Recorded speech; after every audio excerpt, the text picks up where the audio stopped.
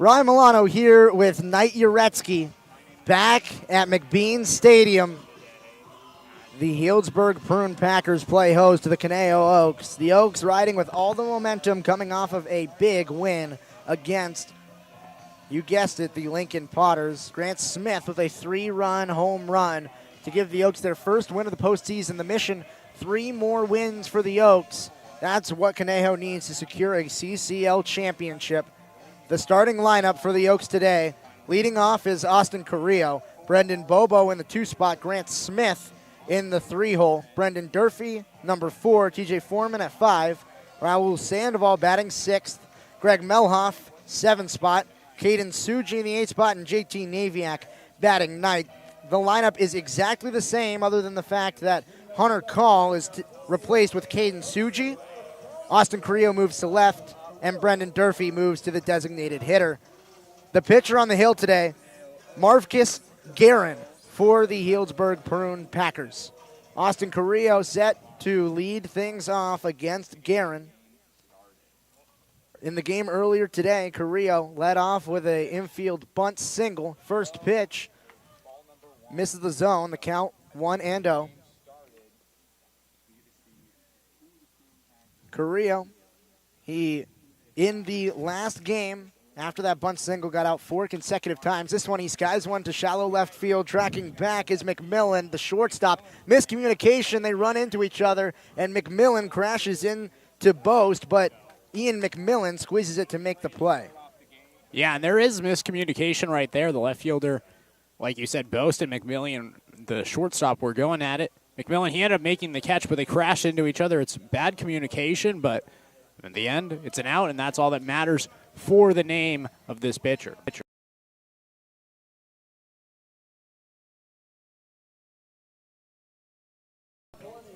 That's going to bring up the 2-hole hitter. It's Brendan Bobo.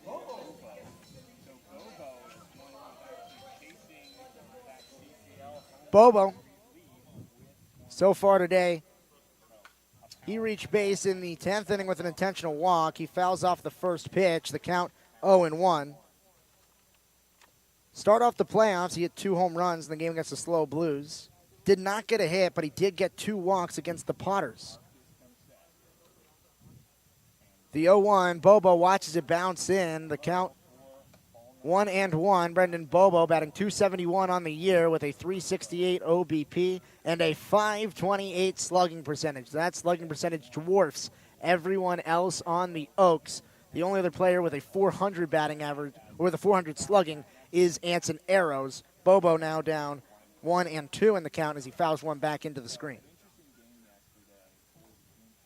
Grant Smith on deck, coming fresh off of his home run. Brendan Bobo, he didn't get a crack in the 10th inning, being intentionally walked to the 1-2. Swing and a line drive to right center field. Going back is Burke, and it's going to drop. Bobo headed to second, and a double for Brendan Bobo with 1 out in the inning to start off this game against the Prune Packers. The Oaks have a runner in scoring position.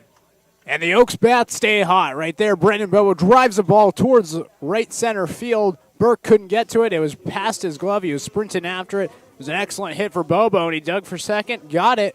And now the Oaks, just like last game, they put themselves in a good position. In the second inning, they had a double from Brendan Durfee that was able to be plated on the next pitch from Foreman. Now Grant Smith, who just hit the home run, he has Brendan Bobo at second base. This is a big-time opportunity to strike against the #1 seed Prune Packers. Runner in scoring position and 1 down for Grant Smith. First pitch swinging. Smith skies one out of play. The count 0-1. So Bobo the double after an Austin Carrillo fly out to Mcmillan in shallow left field. The shortstop trekked out to get it. The starting pitcher today, Marvcus Guerin. The 0-1 bounced foul.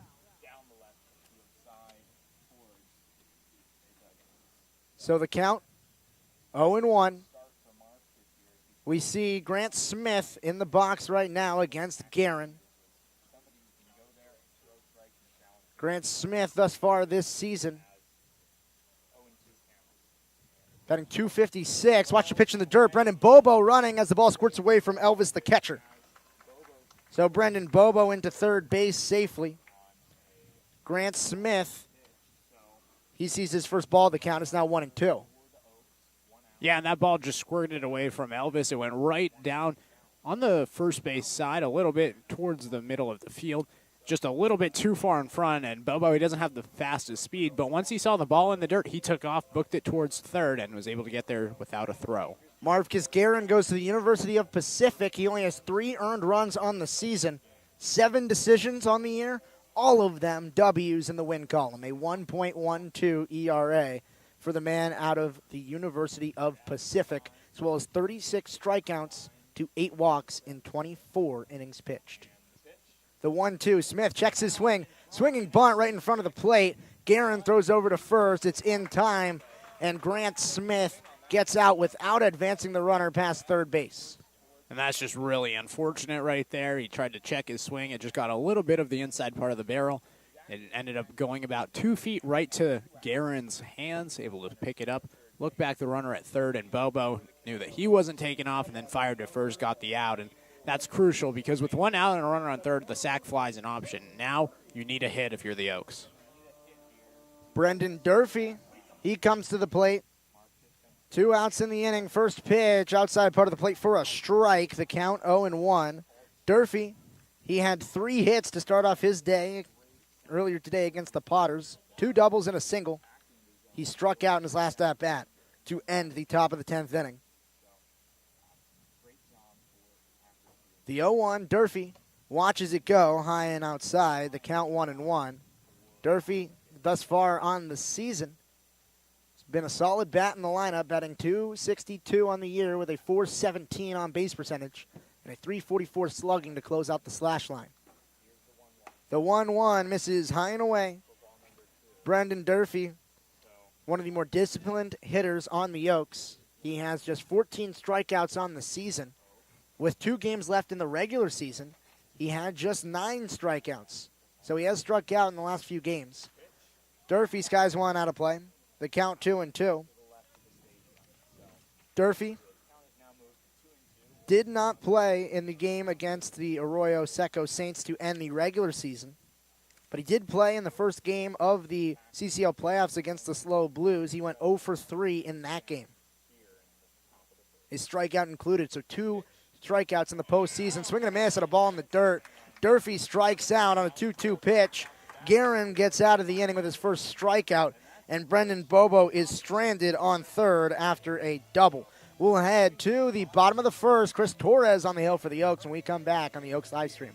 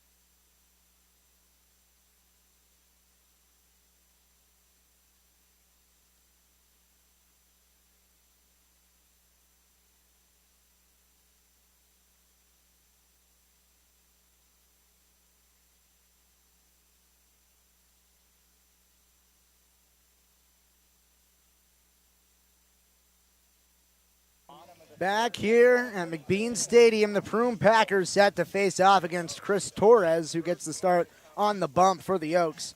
Austin Boast leading off. Ryan Targich batting second.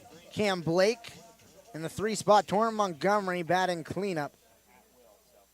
First pitch to Boast. Looked at for a strike.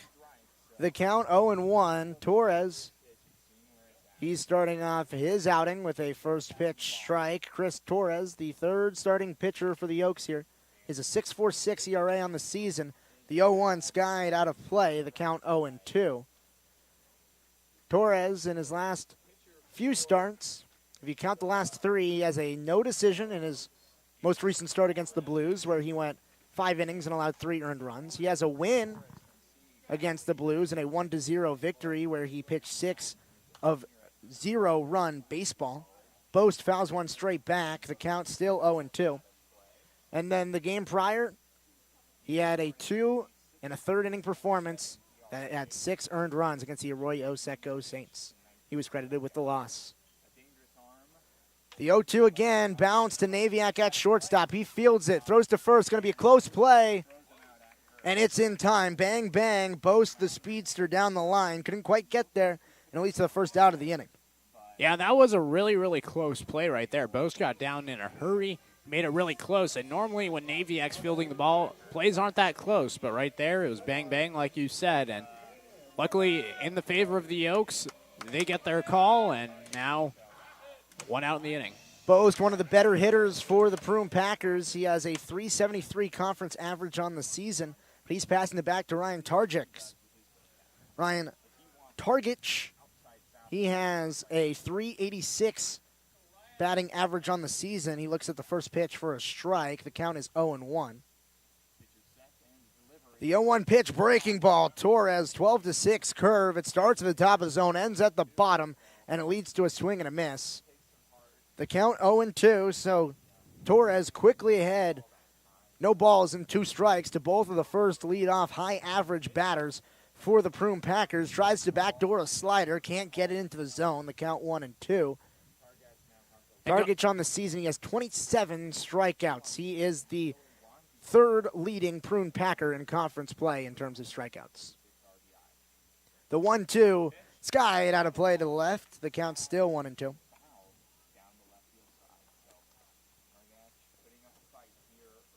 And go ahead. Torres set on the mound. The 1-2 shakes, nods, looking to Caden Suji, the catcher.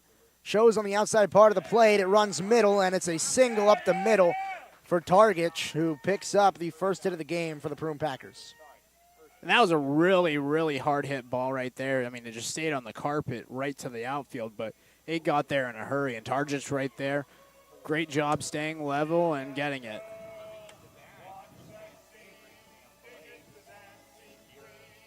Cam Blake, the center fielder. He's in the 3 spot today, and he comes to the plate. Blake this year batting .327 in conference. He has a .356 overall average. From Texas, Rio Grande Valley. Rio Grande Valley. First pitch, nutmeg Suji. It gets past to the backstop, and that allows for Targich to take a second base. And that just went right past Suji. And, you know, that's a big thing in this game, advancing a runner because of a pass ball. We could see it happen in last game where a pass ball was able to put runners in scoring position. And, you know, it happened with the Oaks in their favor as Foreman was able to advance from second to third, and he was able to come in right here. Pass ball leads in a runner in scoring position for the Packers. Blake, .356 on the season, but just 1 for his last 10 at-bats. He watches a strike, so the count 1-1 after the first pitch got through the legs of Suji for a ball. Torres relocates at the bottom of the zone for a strike to make it 1-1 to Blake, who this season has 15 strikeouts compared to 27 walks.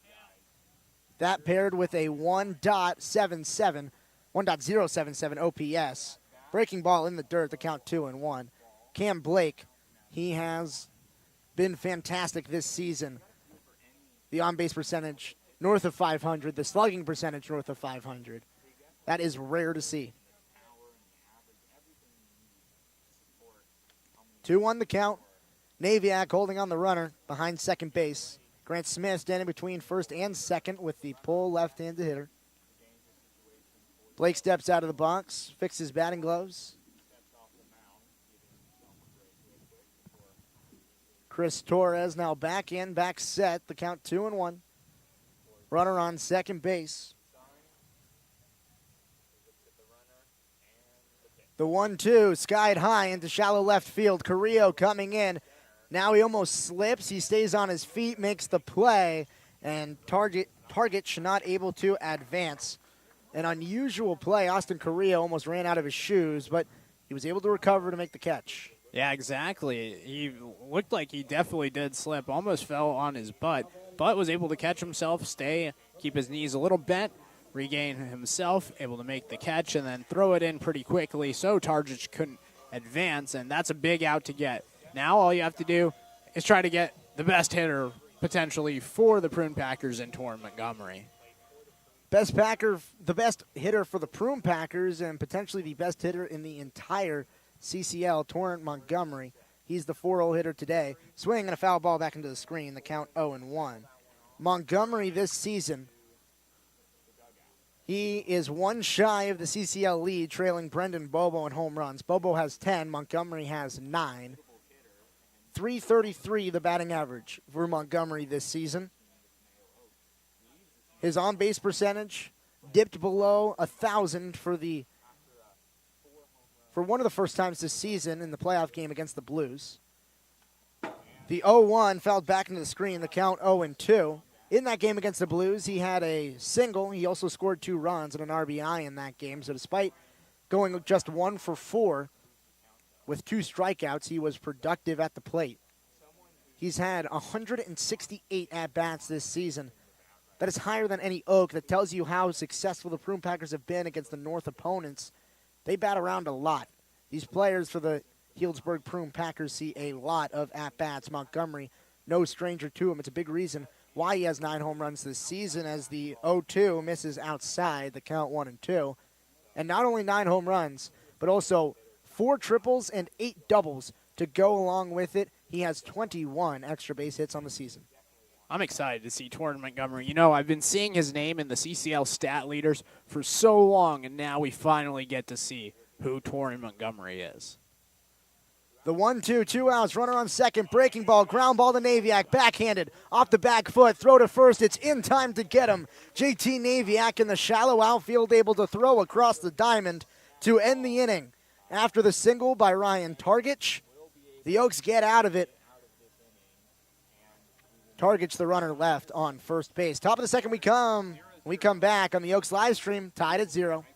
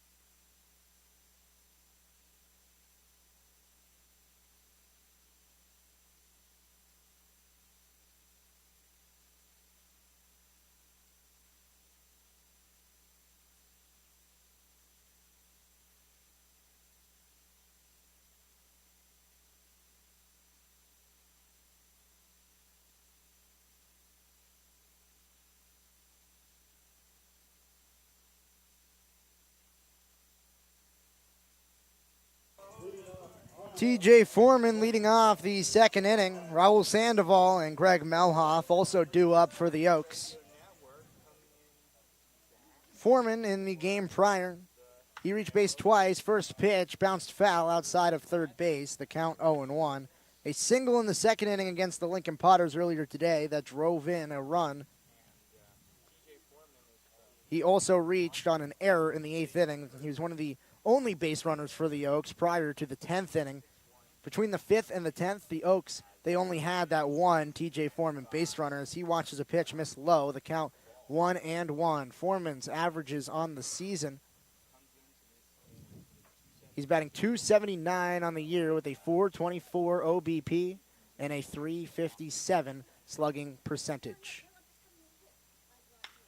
Foreman dribbles one to the shortstop. It's fielded.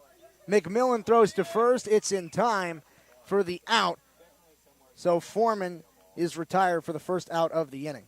And that really, really did remind me right there of the out that we saw in the first inning for the Prune Packers. That was Austin Bose. He grounded one to JT Naviak. He sped down the line, made it a close play at first. And right there, TJ Foreman grounded one to the shortstop in Mcmillan. He almost made it out to first, but it was a good throw, and it was a bang-bang play. Raul Sandoval now comes to the plate, batting .167 on the year, just shy of .300 in the on-base percentage. Watches a curveball loop above the zone from Guerin. The count 1-0. Marvcus Guerin, he is a typical starter. The Prune Packers have only played 2 games, including this one. This is the Oaks' 3rd game of the playoffs. Sandoval watches a pitch, catch the zone for a strike. The count 1-1 with 1 out in the inning, no one on base. It's only the 3rd game that Guerin started all season. Sandoval off the hands into shallow right field. Backpedaling as the first baseman. Montgomery makes the play, and there's 2 outs in the inning. Yeah, and right there, it looked like Sandoval got a little bit jammed on the inside part of the bat. Ended up flying it just shallow right field. Montgomery easily able to get under it, make the play. And, you know, it's just been a tough day. Back-to-back outs on 3 pitches, and I think that the exhaustion is starting to kick in, especially with the heat starting to heat up here in Lincoln. 2 outs. Greg Melhoff at the plate. First pitch strike. The count 0-1. Greg Melhoff, he also had an RBI single in the 2nd inning in the game earlier today against the Potters.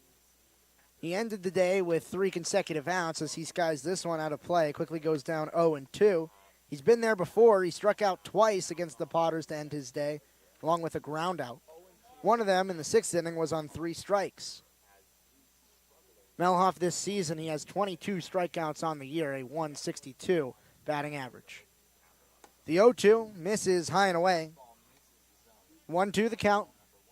The defensive alignment for the Prune Packers: Boston left, Blake in center, Burke in right. The Killer Bees in the outfield. Renyon at third, Mcmillan at short, Targich at second, Montgomery at first base as the 2-2 comes in after the pitch misses the zone. Make it 2-2. 2-2 count, 2 outs. And Elvis, he is the man behind the dish, closing out the battery connection with Marvcus Guerin. 2 balls, 2 strikes, 2 outs. This one skied to right field. Tracking back is Burke to the warning track, but underneath it. A little too far under it, not quite barreled from Greg Melhoff, and we head to the bottom of the 2nd inning. After a 1-2-3 inning, Guerin gets out.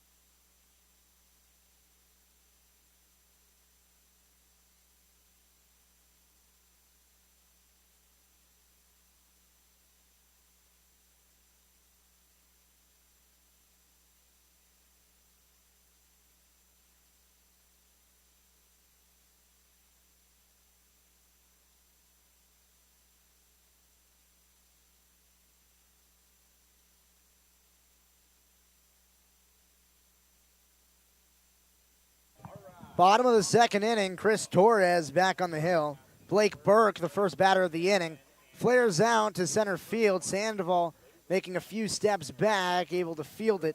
First out of the inning as Burke overextended his arms, tried to reach out and couldn't get power on it. Yeah, I mean, it was a loud first out because he skied it way back to deep center. Sandoval kept on ranging back all the way to the track before making the catch. You know, the wind just has really died down, but the weather's starting to heat up. And we saw yesterday when the weather was hot here in Lincoln, the ball flew. We saw 7 home runs in the first game against the San Luis Obispo Blues. Only 1 home run last game, and that was Grant Smith at the end of the game. It'll be interesting to see how the ball will fly here in the second game here in Lincoln. Braden Runyon, second in the inning, watches the first pitch strike, the count 0-1. Blake McDonald, he's going to come in behind him on deck. Runyon this season batting .363 in conference. He had a 4-for-4 day yesterday with 5 RBI. He was the main offense for the Prune Packers. Off-speed pitch from Torres misses above the letters. The count 1-1. 1 out in the inning, no one on base. Naviak shaded to the left between third base and second for the right-handed hitter.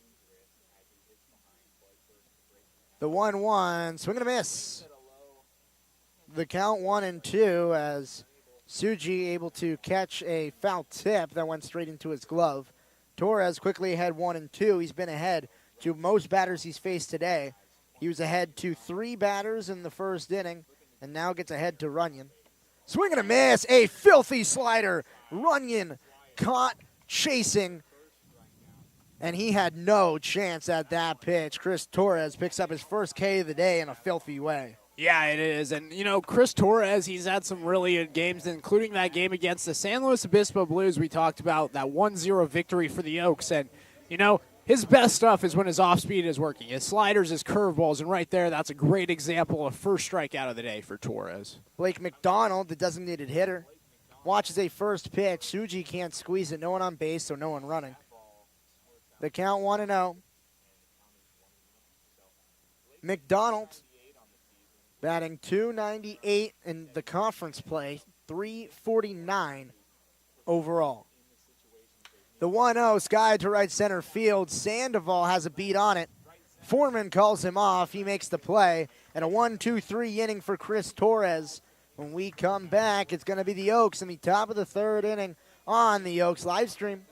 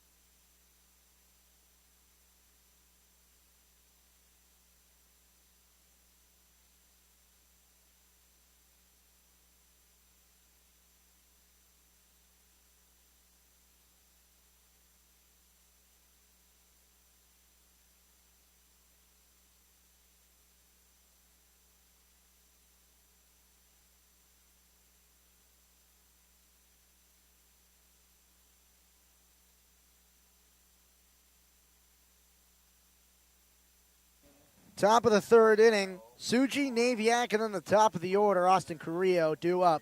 First pitch misses low and inside to Suji. The count is 1-0. This is Suji's first time in postseason action this season. A new catcher has appeared in every game for the Oaks. Antonero started game 1. Brendan Durfee started game 2. And now Suji gets the nod in game 3. The 1-0 bounces one foul, makes it 1-1. It went past the third base bag.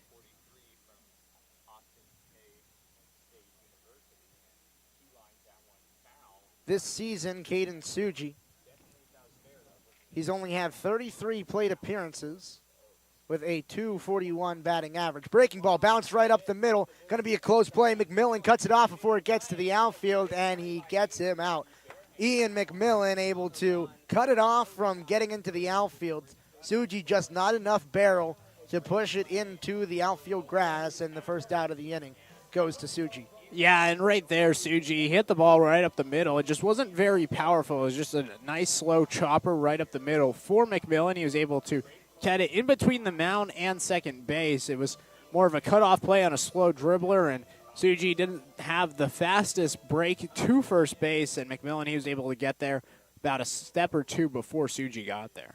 JT Naviak swing and a flare to right field. That's going to get down. A single for JT Naviak puts him aboard. It's similar to what we saw from him in the game against the Slow Blues, where he rounded out the lineup with a flare single into right field. He gets another one. Yeah, this is very similar to the Blues game. So far, everybody has not gotten a hit except for the Titan tandem in JT Naviak and Brendan Bobo, both the Cal State Fullerton products.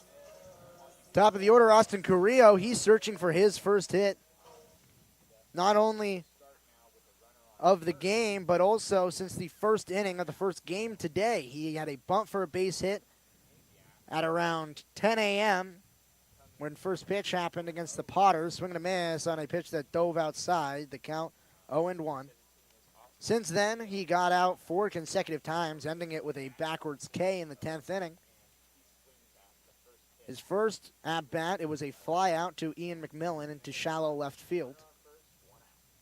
0-1, runs outside, the count 1-1 to Austin Carrillo. Marcus Guerin on the hill. He's, as you mentioned, not a typical starter, only started 2 games this season for the Prune Packers, although he does have a lot of decisions, 7 wins on the year. The 1-1, swinging a bouncing ball foul outside of first base. The count 1-2. That's really impressive to have 7 wins in 8 games that he's appeared in, but also 7 wins in 2 games that he started. That's really, really impressive throughout. It is quite rare, and his innings pitched total, all of them north of 2 innings pitched on the season, as Carrillo swings and misses. Strike 3, a filthy curveball. Didn't have a ton of break, but it broke over the bat of Austin Carrillo to sit him down on strikes. The second strikeout for Guerin of the day. Yeah, and second strikeout of the day for Carrillo because he struck out looking in the 10th inning in the game against the Potters. And so a strikeout here, a strikeout in the last game, and 2 strikeouts the game before for Carrillo. And so it just hasn't been the best playoffs for Austin Carrillo. Brendan Bobo. It might be a successful playoffs for Bobo. He's had 2 home runs already. Swings and misses at the first pitch to count 0-1. Today, he did not get a hit in the first game. Got on twice with 2 walks. But he led off this game with a double. Was stranded on third base in the first inning. No balls, 1 strike. Naviak on first. Brendan Bobo watches a pitch miss high and away. The count 1-1. And you got to think that Bobo came into this game hungry for a hit. You know, the Oaks, they just won, but he didn't get a hit throughout that whole performance. So he probably thought about it a lot and was really hungry for a hit, and it really paid off in that first at-bat. 1 ball, 1 strike. The swing and a miss. Another curveball from Guerin. He doesn't have a ton of break on that curveball, but he has just enough where it's filthy for Oaks batters. So 1 ball and 2 strikes. Brendan Bobo coming into the postseason. He was 6 for his last 13 in the regular season, and 3 home runs to go along with it. Runners going. Naviak in there before the throw by Elvis. He takes second base on the ball to Brendan Bobo. So the count and the inning stay alive with a now runner in scoring position as JT Naviak swiped the bag. Yeah, that was a really close play, and Naviak was running because there was 2 strikes and 2 outs in the inning, and Bobo did a really good job holding up. That ball bounced in, and we've seen so many times this season Bobo swing at those pitches that have bounced. He gets front-footed right there, patience. The 2-2 swing and a high foul ball that was pulled into the parking lot, so the count will be done again.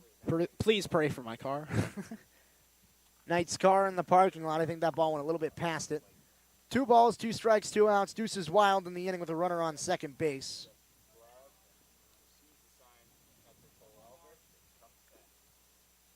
The Packers, running a similar defense to the Oaks, shifted slightly to a pull lefty. Bouncing ball outside of the first base bag on a pitch that was diving low. Brendan Bobo able to get the end of the bat on it to stay alive in the count. So the count is still 2-2. No runs scored in this inning. No runs scored in this game yet either. Blank frames for Torres and Guerin all the way through. The 2-2 misses low and inside, and the count has run full. These innings throughout the first 2 incredibly similar for Guerin and Torres. The 2-hitter for both teams got hits in the first inning. The other 3 were retired, and then 1, 2, 3 innings in the second for both sides. Swing and a miss on the full count pitch. Brendan Bobo sits down on the third of the day and second consecutive for Marvcus Guerin to end the top of the third inning. Chris Torres back to work in a 0-0 ball game on the Oaks live stream.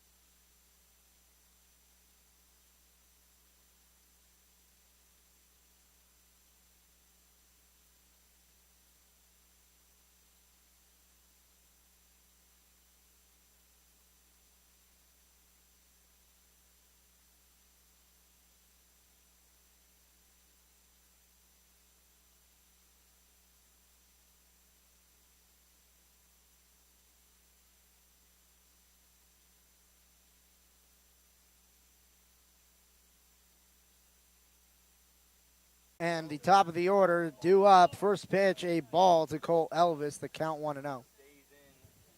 Elvis is the catcher today behind the plate. The 1-0 fouled out of play down the right field line, the count 1-1.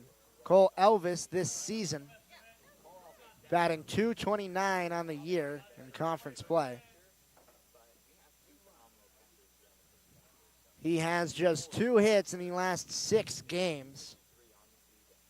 Swing and a miss, the count 1-2 as Torres slider ran a little bit off the plate. Cole Elvis couldn't cover it. Elvis out of UC Berkeley. The 1-2 dives in the dirt. Tsuji goes to block it. It hits off his padding and back to the screen. No runners on base, able to advance. The count still 2-2. And we've seen a couple of balls already get past Tsuji. That one doesn't really haunt him because of the runners not being on base, like you said. But it'll be interesting to see as the game progresses, stopping the ball. The 2-2 slider runs just off the plate to work the count full. So Cole Elvis, who is just 2 for his last 17, is trying to get aboard with a walk. In that stretch, he has only 1 walk. So only reached base 3 times in the past 6 games.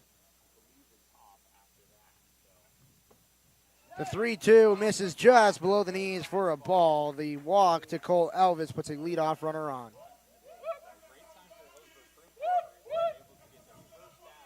And, you know, I mean, it's just an unfortunate break for Torres right there. We talk about it so much. Getting ahead and then letting it get away from you. loads the count full and then ends up giving up a walk. And the Prune Packer fans, they're loud. Ian Mcmillan, he comes to the plate, the 9-hole hitter, playing shortstop today. We've already seen him flash his leather in the field thus far. Let's see what he can do at the plate. First pitch, below the zone, the count 1-0. Mcmillan this season batting .220 in conference play. His batting average slightly increased if you include overall, .239. Pickoff over to first, not in time. So the Prune Packers, they have a lot of inflated averages due to the teams that they play in the North. North not as solidified as the South yet so far in the CCL. First team eliminated, the Lincoln Potters. Yeah, the North, they have the first team eliminated, and if the Oaks win this game, then the North are completely out of it. It will be a rumble in the jungle for the South to try to figure out who is going to get the CCL title. If the Oaks win today, then the North is 0 for 4 in the playoffs overall. The 1-0, swing and a miss, foul tip into the glove of Caden Suji, the count 1-1. I think it just speaks to the level of the South's competition. I mean, you saw the 4 seed, the San Luis Obispo Blues. They beat the number 1 seed Prune Packers. And I know the Oaks, right now, they're battling in a 0-0 game. But so far, they've been able to keep up unseeded Prune Packers. It's still early. Don't want to jinx it yet. Squaring to bunt is Mcmillan.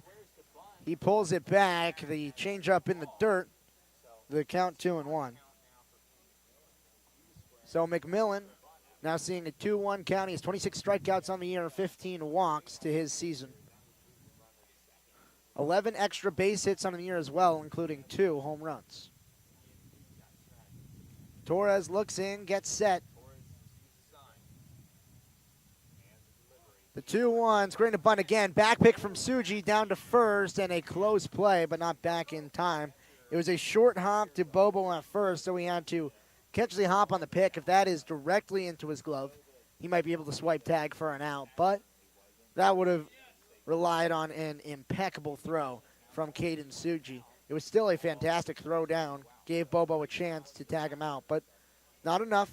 3 balls, 1 strike, still no outs in the inning. The leadoff runner got on with a walk. Ian Mcmillan now ahead with 3 balls. Swinging a bouncing ball outside of third, so now back-to-back full counts in the inning for Chris Torres. And this is a big pitch right now for Torres. He has a full count, and he really needs to get it out here. We saw it before with Lucian Wexberg earlier in the season where he got into a little bit of trouble after walking batters after getting full counts. And right here, he's in danger of walking his second straight batter after getting a full count. Pickoff back to first in time is Elvis. So the count 3-2. Chris Torres paying a lot of attention to Cole Elvis at first base. Elvis this season has not even attempted to steal a bag. The 3-2 misses low and away, and 2 consecutive full-out walks to put runners on first and second base to start off the third inning. The lineup turns over to the top of the lineup, and that is not the start to the inning that Chris Torres wants. Not with the 2 lowest hitters for average in the lineup for the Prune Packers, and not on consecutive full counts. That runs up your pitch count, and it allows for the better hitters on the team to get to the plate with runners in scoring position and no one down. Yeah, absolutely. And like I said, similar to Lucian Wexberg against Orange County Riptide. He started that game, 5 straight batters had reached with walks, 4 of them with full counts. And so it can really haunt you. You get close, you get 2 strikes in a count, and then you just can't execute with that 6th and final pitch. And right here, he has the top of the order in Boast, and he really, really needs to get an out here, at least just 1. Maybe try to turn 2, but Boast, he's a quick guy at the plate. The focus is on the batter at hand. It's Austin Boast. He grounded out to JT Naviak to start out the bottom of the first inning. This is the second time facing off against Torres. Torres checks the runner, goes to the dish, swinging a line drive into center field. That's going to get down. 1 RBI is going to come in. Going to third is Mcmillan. The throw not in time. And a single puts runners on the corners with no down as the Prune Packers take a 1-0 lead. And that was just first pitch swinging right to the left center field gap. Sandoval ranged over, made the play after one bounce, but a great hit for Boast. It brings in Elvis. Mcmillan goes to third, and I mean, if you're a Prune Packers fan, that's exactly the result you want with runners at first and second and nobody out. You get a single advances the runners. That is the 40th RBI on the season for Austin Boast. The Texas A&M product is continuing his hot summer. Ryan Targich, another Texas A&M product. They're going back-to-back at 1-2 in the lineup. Targich batting .252, ground ball outside of the chalk at first. The count 1-0. Torres in his starts, there's been a theme for him. He has been electric throughout the first few innings of his starts, but then once he starts to tire, once batters start to see him for the second and third time through the order, that's when he starts to give up a lot of his earned runs. Torres this season has 3 performances of over 6 earned runs as this ball is grounded outside of the glove of Grant Smith. Trying to go first to third is Boast. He does, so back-to-back RBI singles, back-to-back runners on the corners. The only thing that changes the score, it's 2-0 Packers. And that one, it was just a slow dribbler just past the diving Grant Smith right there. And, you know, the Aggies, they're just coming through for the Prune Packers. Like you said, back-to-back RBIs, back-to-back Aggies, and back-to-back singles. It's just not been a great start to this inning. First 4 batters have reached against Torres. So that puts up the 3-hole hitter, Cam Blake. Blake, his first time up, flew out to left field. Now with runners on the corners and no one down, he flares one out of play. The count is 0-1. And Cam Blake, he transferred from Texas A&M, so, you know, a lot of Aggies. A lot of Texas A&M. Yeah, the University of Missouri. Yes, he does. He goes to the University of Missouri. A lot of SEC talent up top for the Prune Packers. As this one's driven down the right field line. It gets past the glove of Bobo. 1 run's going to score. Foreman tracking it. Rounding third and coming home is Targich. The throw's not going to come. A 2 RBI double to clear the bases. It's now 4-0.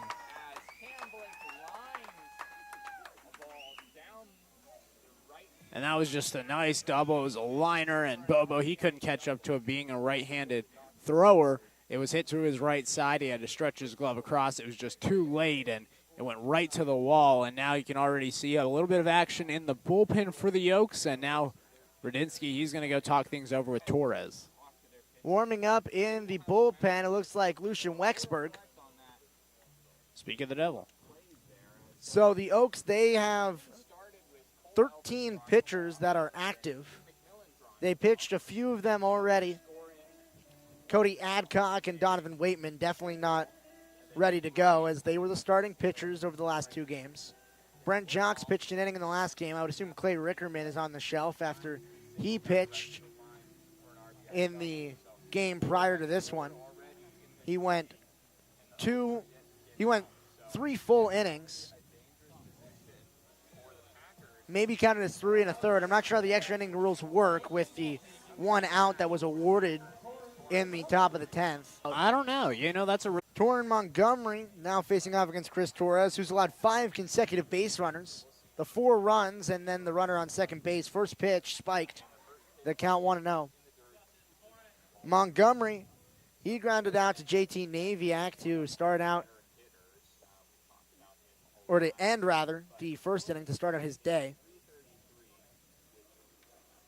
Montgomery, a .333 batting average this season. Swings, guys went out of play.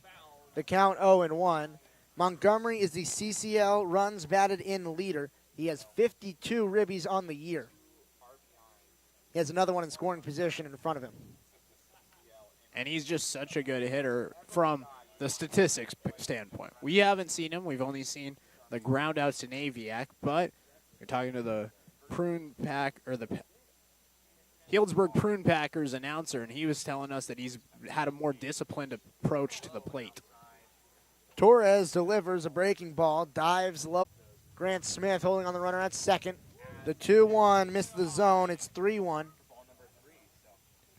And Chris Torres really struggling to find the zone here. Torres this season He has not too much trouble with the strike zone. He has 15 walks and 32 innings pitched, so a little under half a walk per inning. 3 balls, 1 strike. Breaking ball in the zone. The count's run full at 3-2. It's going to be the third full count of the inning for Chris Torres. And so, in Torres' losses against the Arroyo Seco Saints, as well as the Coastal Cubs, he gave up 6 earned runs to the Seco Saints in 2 1/3 inning, and then 6 earned runs in 4 2/3 as Montgomery skies one into shallow center. Grant Smith backpedaling behind the second base bag makes the play, and the first out of the inning comes after 5 consecutive base runners and 4 runs, but Montgomery flies out to Smith. Yeah, and bring up Blake Burke. And right there, he was just waiting on an off-speed pitch, got it, and then flew it out. He just got a little bit too under it, wanted to send it out of the park. I mean, Montgomery has 9 home runs on the year, similar to Brendan Bobo. And right there, we've seen similar results from Bobo, staying a little bit disciplined, waiting for a juicy pitch, thought he had it, and then in the third base bag will probably get home. 1 ball, no strikes. Breaking ball that is skied out of play. Count is 1-1. Burke last time up flew out to center field. Sandoval was the one who made the play to lead off the second inning. Burke batting .333 on the season. He went 1 for 3 in yesterday's game against the Slow Blues. Breaking ball off the end of the bat out of play. The count 1-2. He also walked and scored a run in the game, as well as got hit by a pitch. So, despite the 1 for 3 day, he was 3 for 5 on base. Blake Burke, another SEC man out of Tennessee, from the SEC. it's impressive. It shows their recruiting power. 1 ball, 2 strikes off the end of the bat again. Burke able to stay in the count and flares one next to the Southball Stadium that is adjacent to the field of play here. So 1-2 will be done over again.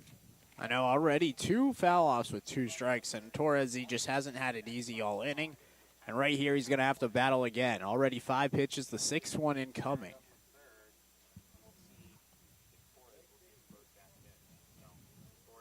One ball, 2 strikes, swing and a ground ball to Grant Smith. Burke is going to get out, but it's an RBI ground out as Cam Blake able to come to the plate.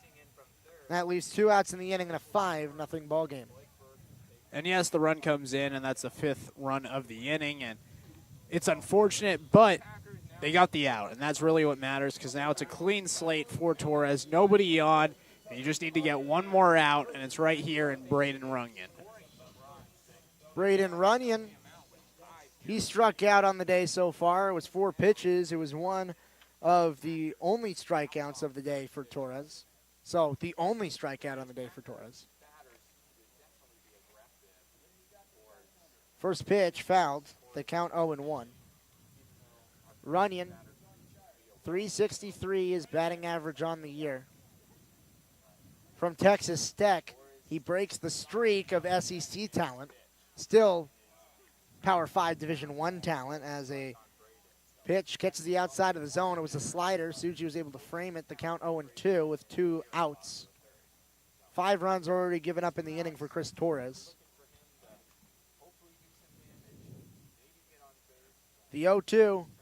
Breaking ball skied into shallow right field. Foreman coming in, tracking towards the line. He makes the play and gets the out. So 5 runs in the inning for the Prune Packers. They blow it open off 3 hits, no errors, and nobody left on base. We head to the top of the 4th inning. The Oaks, they have a lot of work to do.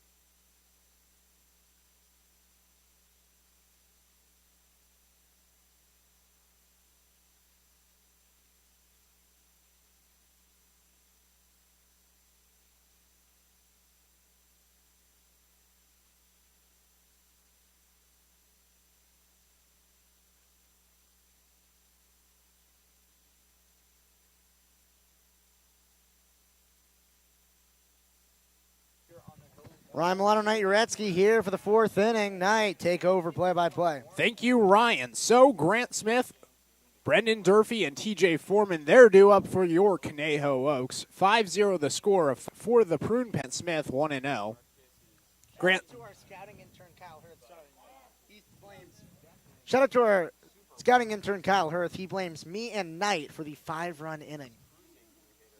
Grant Smith now lines one towards right center field. Moving over now is Blake. He makes the catch, and Smith is retired.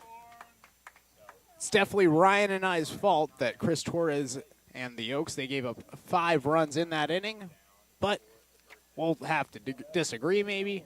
Take accountability, Knight. Take accountability. You know, I'll take accountability. Brendan Durfee, he's coming up to the plate. He's not taking accountability. He's the DH today, so he's only hitting. Strikeout at his first at-bat, though, on 5 pitches. Facing off against the right-hander here in Guerin. Second time already. Pitch called, a strike, 0-1 to Durfee. Durfee caught the last game, did a pretty good job defensively and then also offensively. Had 2 doubles and a single in that performance, including a leadoff double in the second. Now looks at a pitch, it misses, 1-1. Game right now, but do not fret. The Oaks have come back from worse before. The Oaks were down 5-1 in a must-win game against the Orange County Riptide. They came back and ended up winning that game 13-3. Or 13-5, rather. And it was a very impressive game. So now TJ Foreman, he's going to come up to the plate. 2 outs in the inning, nobody on. The Oaks, they're trailing by 5. First pitch to Foreman. Curveball misses away, 1-0 the count. Foreman, he caught the ball that ended the last inning in right field. He's had a pretty good defensive day himself, just like Durfee. But now ahead, 1-0 in the count. The pitch. Liner right over the head of the shortstop Mcmillan into left field. Foreman's aboard with a 2-out single. And so TJ Foreman, he's been productive all day today. He had a 2-out base runner in the 8th inning of last, diving in a run in the 2nd inning of last game.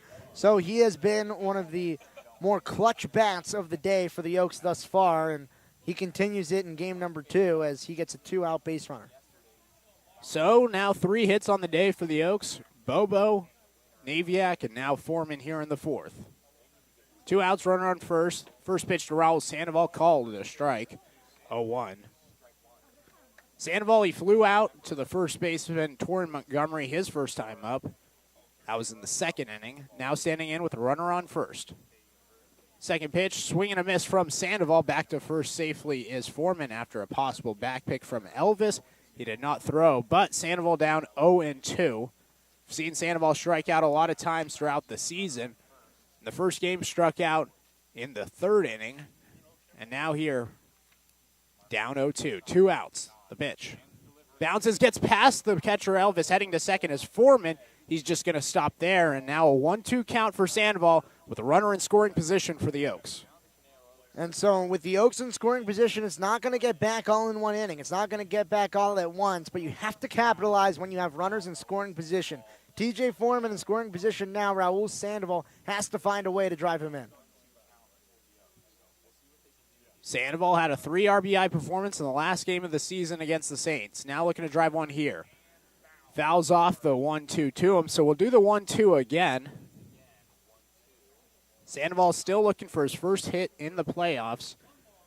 He's 0 for 6 so far. Make it 0 for 7 with the fly out in the 2nd. 1-2 the count. Runner at second and Foreman. 2 outs in the inning. The pitch. Swing and a miss from Sandoval. Another strikeout for Sandoval. That is the 4th strikeout of the day for Guerin. As we head to the bottom of the 4th inning, 5-0 the score. You were listening on the Conejo Oaks live stream on YouTube.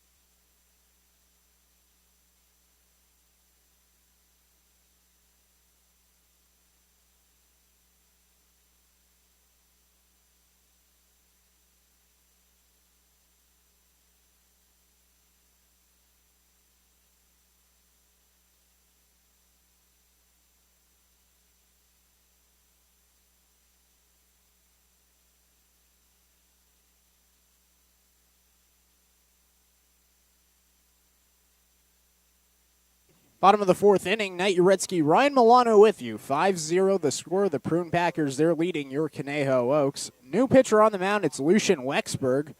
He's normally the 4-day starter. Now pitching in relief of Chris Torres.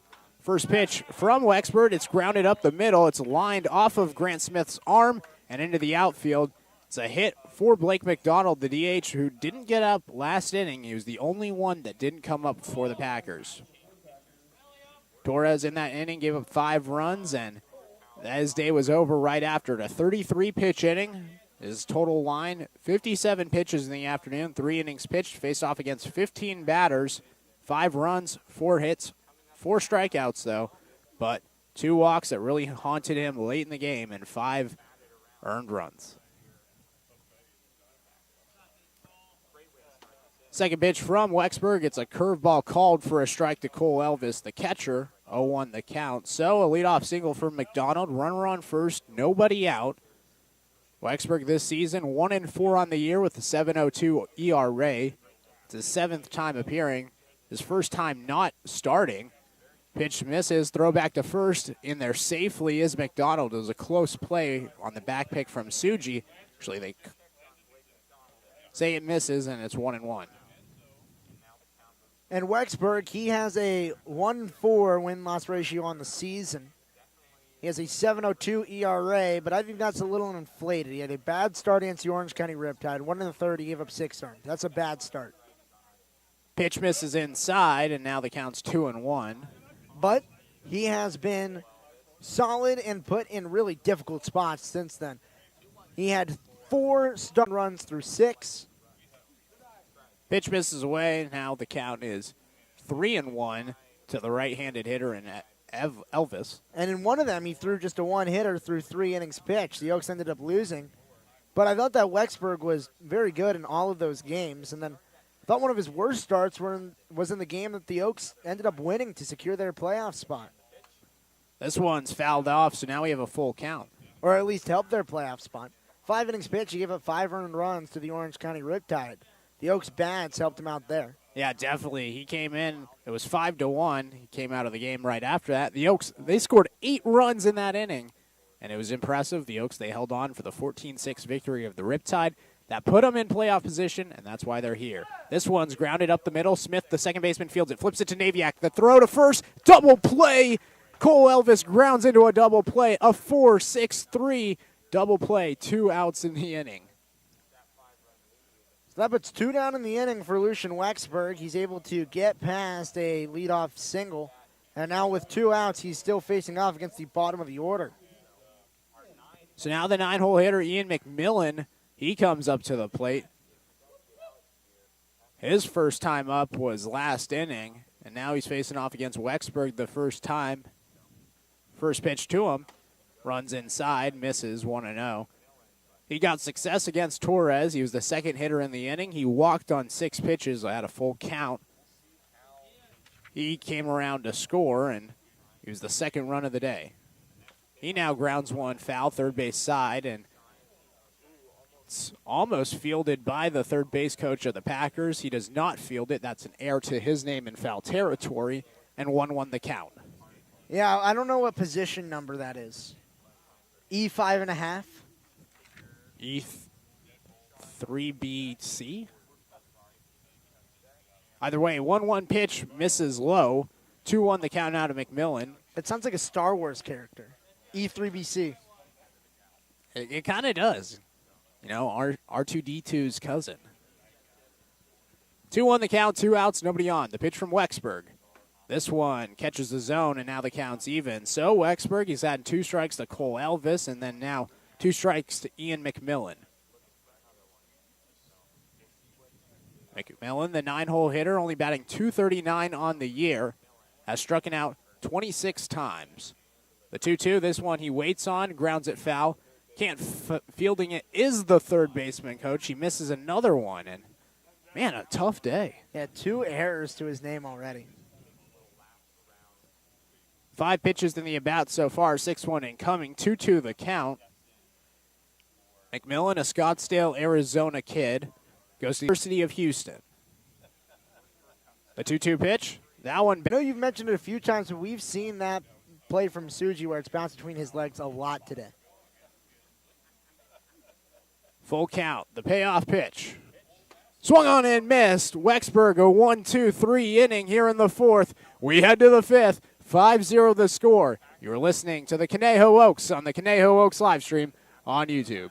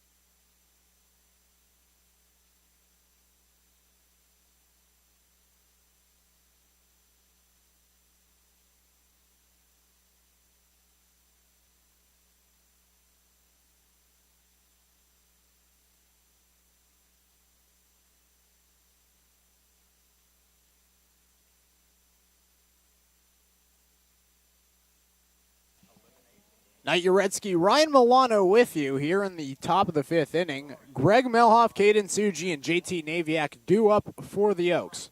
Sandwiched in between those two 11-pitch innings. Swing and a miss from Melhoff, and he's behind 0-2. Melhoff, his first time up, he had an 0-2 count, then bowed back to 2-2 before flying out to the right fielder. The 0-2 pitch, he fouls back stop. Now the count still 0-2. Fourth pitch incoming to Melhoff. And we've mentioned it, Melhoff, a late addition to the team. Hasn't been swinging the bat very well, but he's been a really great fielder at the hot corner. The 0-2 pitch, he fouls it back again. We'll have the fifth pitch coming up, 0-2 still the count.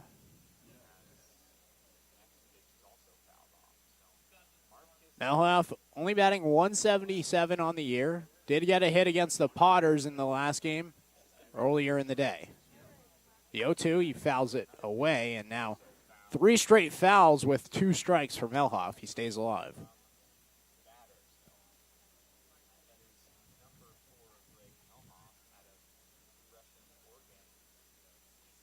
That was only his second hit in the past 6 games for Melhoff earlier today. Looks at a pitch, got him looking. A strikeout for Guerin. That's his 5th strikeout of the day. And now, one is out here in the 5th. Yeah, and if you're Greg Melhoff right there, you can't be going down looking at strikes. You foul off 2 pitches to stay alive in the count, but you have to be able to battle. The Oaks cannot come back. Single and a runner on with 1 out for the Oaks. And a nice job by Caden Suji right there to be able to hit one on the ground, this time harder than in the last inning, where in the last inning it was cut off by Mcmillan. This time Mcmillan had no shot at it. Suji, Naviak, he had a hit, and the first time he came up, that was the first pitch he saw, drove it towards right field on a bloop single, and now stands in, 0-1 the count, 1 out, runner on first and Suji. The pitch into Naviak, he swings, lines it, gets past Mcmillan, who's tried to slide and get it, heading to second is Suji. Aboard with the single is Naviak, and now back-to-back hits, back-to-back singles, 2 men aboard for the Oaks. And for the Oaks, it is imperative that they score in this inning. You cannot come back from a 5-run deficit if you squander opportunities like this one. The top of the order coming up, just 1 out in the inning and 2 runners on base. A mound visit now for the Prune Packers. We'll see if Marvkis Guerin is going to stay on the hill. They're talking with him right now. The Oaks, they got back-to-back hits after the strikeout looking by Melhoff. He battled in that bat, got 2 strikes, then fouled off 3 straight pitches before striking out looking. That was the 6th pitch of his at-bat. Then first pitch swinging to Suji, he ripped a single to left field, and then same with Naviak. got past the sliding play in Mcmillan, went to the outfield to Boast, and now Austin Carrillo, who's been really, really cold in the playoffs. His dad's in attendance, looking to get a huge hit here and put the Oaks on the board. 5-0 the score. The Oaks, they're trailing. Only one hit for Carrillo in this playoffs. It was a bunt single to lead off last game. First pitch, he's going to bunt. It's going up the first base side. Fielding it is Guerin. He flips it over to first. Carrillo can't beat the throw, but advances the runner. So now 2 runners in scoring position for the Oaks. And Carrillo wanted to be safe there. He thought it was close. It was a bang-bang play at first. He just couldn't beat it out. And now Brendan Bobo with a ginormous at-bat. 2 runners in scoring position and 2 outs. And who else would you want at the plate than Brendan Bobo right now? He leads the Oaks in RBIs. The answer to that question is no one. The answer to that question is you'd rather have no one at the plate. Bobo grounds one towards right field. That's going to get through. Coming around is Suji. Being waved as Naviak. The throw not going to be in time. A 2 RBI single for Brendan Bobo. 5-2 the score. And Brendan Bobo is exactly the man you want at the plate in that spot. He's able to get one through the hole. A good piece of hitting. Don't try to do too much. If Bobo comes up to the plate, you expect home run, but you can also just get RBIs the same way. The 2-run single able to cut the lead just a little bit, and it puts the Oaks from out of this game right back into it. Now it's only 3 runs. That is a save scenario. First pitch to Grant Smith inside, 1-0 the count. So Bobo, a 2-out, 2 RBI single. The sac bunt from Carrillo pays off, and now Grant Smith at the plate. 1-0 the count, the pitch. That one bounces in, so back-to-back balls from Guerin to now the 3-hole hitter Grant Smith, who today is 0 for 2 with a ground out right back to Guerin and a fly out to center field. Remember, Smith hit the go-ahead 3-run home run that was controversial here in Lincoln to send the Potters home. The 2-0 called the strike to Smith, 2-1. Talked to Grant Smith after the game. He said that ball definitely fair. Said he carried it over the fence. It was in fair territory, and then after it was well over the wall, it curved to foul territory, and that's why the Potters fans got all mad. The 2-1, this one's flared into shallow right field. Catching it is the second baseman, Tarjek, and that'll do it for the top of the 5th inning, but not before the 2-out, 2 RBI single by Brendan Bobo. It cuts the lead to 5-2. You are listening to the Conejo Oaks on the Conejo Oaks live stream on YouTube.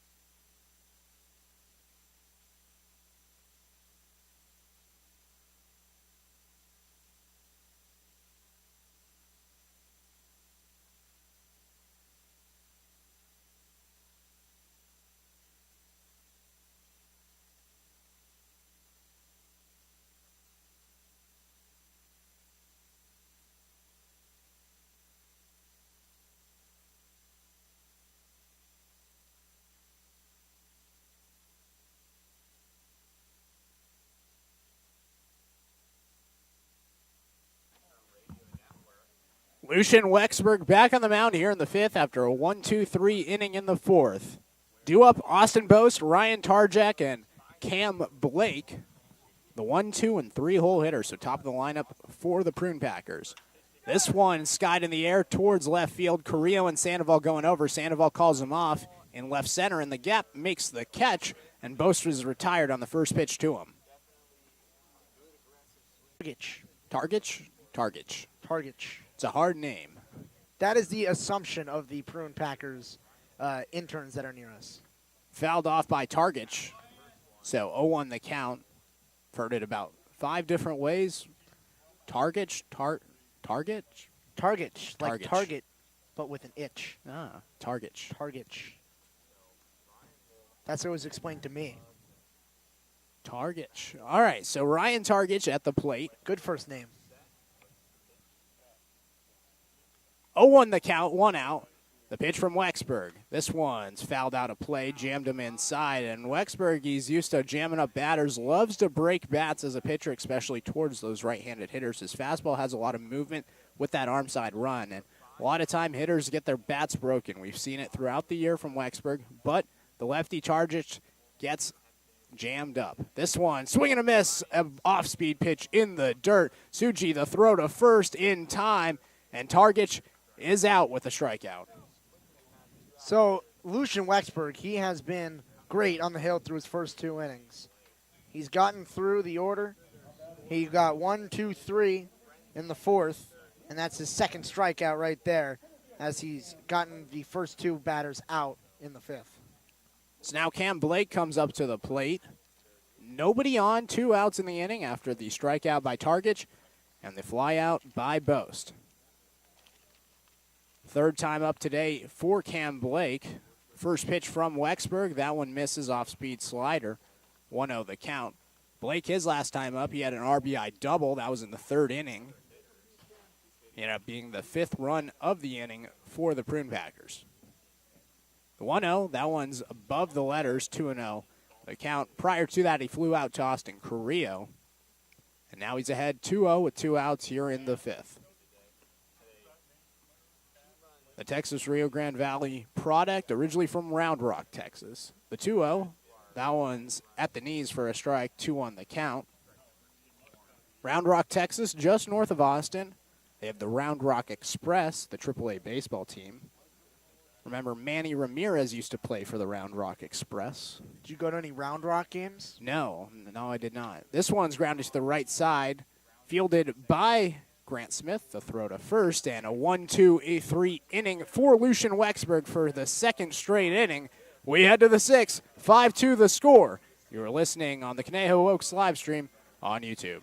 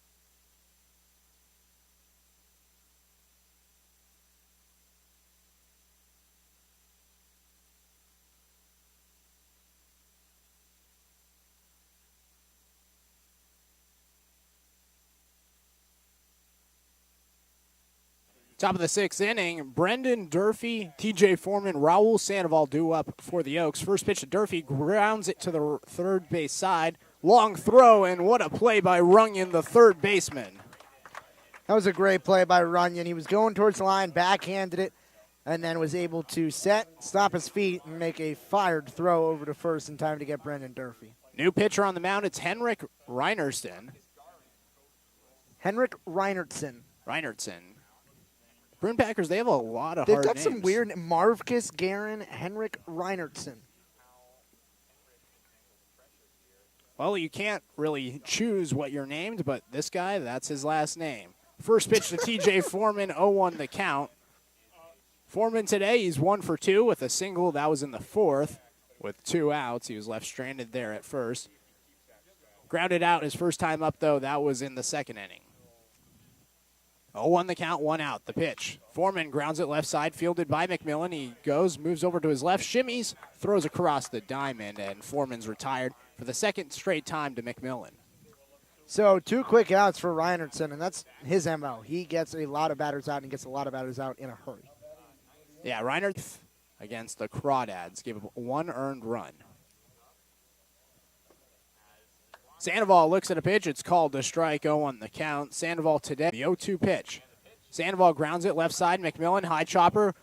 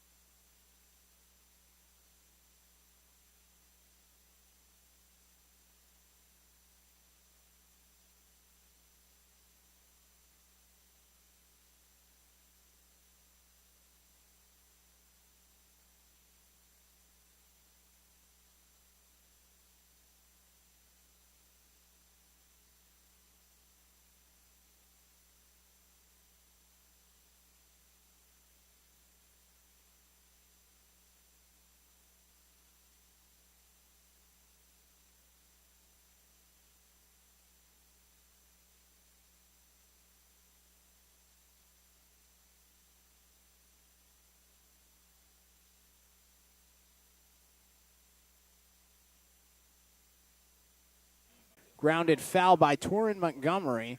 0-1 the count. Lucian Wexberg still on the mound. He had 1, 2, 3 innings in the 4th and 5th inning, now pitching in his 3rd. Montgomery, Burke, and Runyon due up for the Prune Packers. You make it sound like the season's going to be over soon. Well, if it's not over today, it's over tomorrow. Well, that's true. So it is coming. It is soon. coming soon. It's coming soon. The 0-1 dropped in there for a strike. 0-2 now the count to Montgomery. And Montgomery, he's been one of the best hitters in the CCL all season. A great power bat for the Prune Packers. But today, 0 for 2 with a ground out and a fly out in the infield. Now down 0-2 to Wexberg. The pitch. This one's grounded up the middle, and finally Montgomery gets aboard. You know, he has a .333 batting average. That's his first hit in his 3rd time up, 1 for 3, and that makes sense for the .333 batting average. Yep, .333, and it works exactly as it should. I'd want to look at his at-bats for the entire season. Maybe he just takes 2 at-bats off, and then it's like, okay, it's time for me to get a hit. Montgomery has 1 hit in each of his last 4 games. Prior to that, in the 5th game, he had 2 hits. That sends it towards center field. Catching it is Sandoval. Retreating back to first is Montgomery, and now an out in the inning after the fly out by Burke.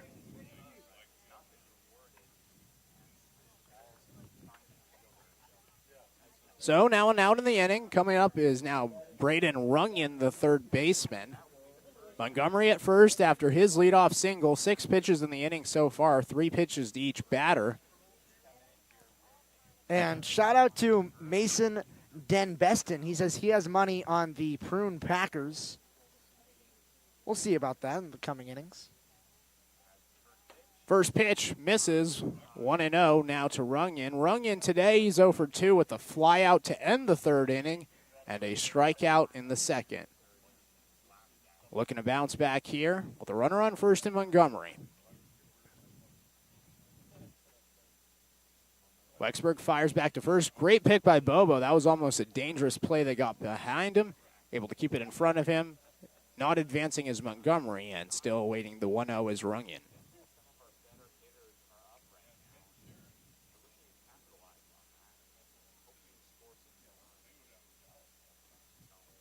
1-0 the count. The pitch from Wexburg. This one's weighted on, grounded high chopper to Melhoff at third. He flips it to second, right at Smith, and in there safely is Montgomery. He beats out the throw, and that's a heck of a play for the first baseman. Got a good jump and able to beat out the play at second, and now 2 runners are aboard. That's a poor decision by Greg Melhoff right there. A high chopper. The play's at first base. Don't have time to get the runner. And so he went to second, and it was a bang-bang play, but the safe out was at first base, and he couldn't get it. So now Blake McDonald, he's coming up to the plate. Second time facing off against Wexburg. First time ended in a single. The pitch. This one sent up the middle. Sandoval moves over towards his right, makes the catch. Retreating back to second is Montgomery. Back to first is Runyon, and 1 pitch and an out to McDonald. 2 outs in the inning.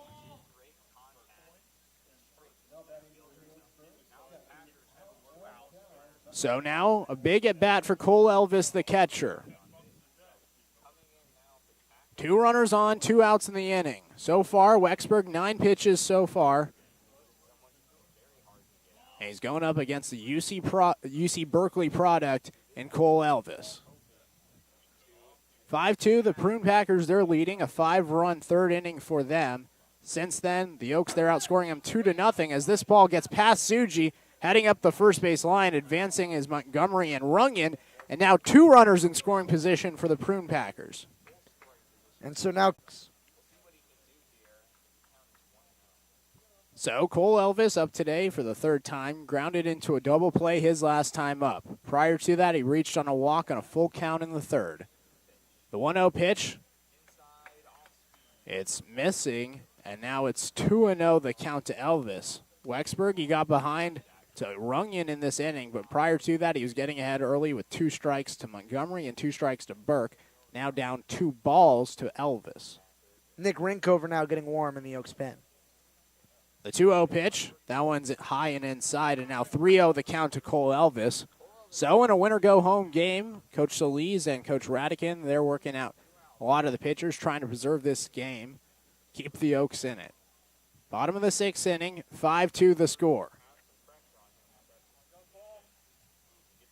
The 3-0 pitch, that one's looked at, called a strike. Elvis doesn't get the green light, and now 3-1 the count. Elvis this season batting .254, but hitless in his last 2 games. That was against the Blues yesterday, 0 for 2, and against the Potters on August 1st, also 0 for 2. 3-1 the count, the pitch. This one skied high in the air, shallow left field, going over is Naviak and Melhoff. Catching it is Naviak, and that'll do it for the bottom of the 6th inning. So Wexburg gets 2 runners in scoring position, only 1 hit in the inning. That was to Torres Montgomery, but he escapes the jam without allowing a run. We head to the 7th, 5-2, the Prune Packers, they lead. You're listening on the Conejo Oaks live stream on YouTube.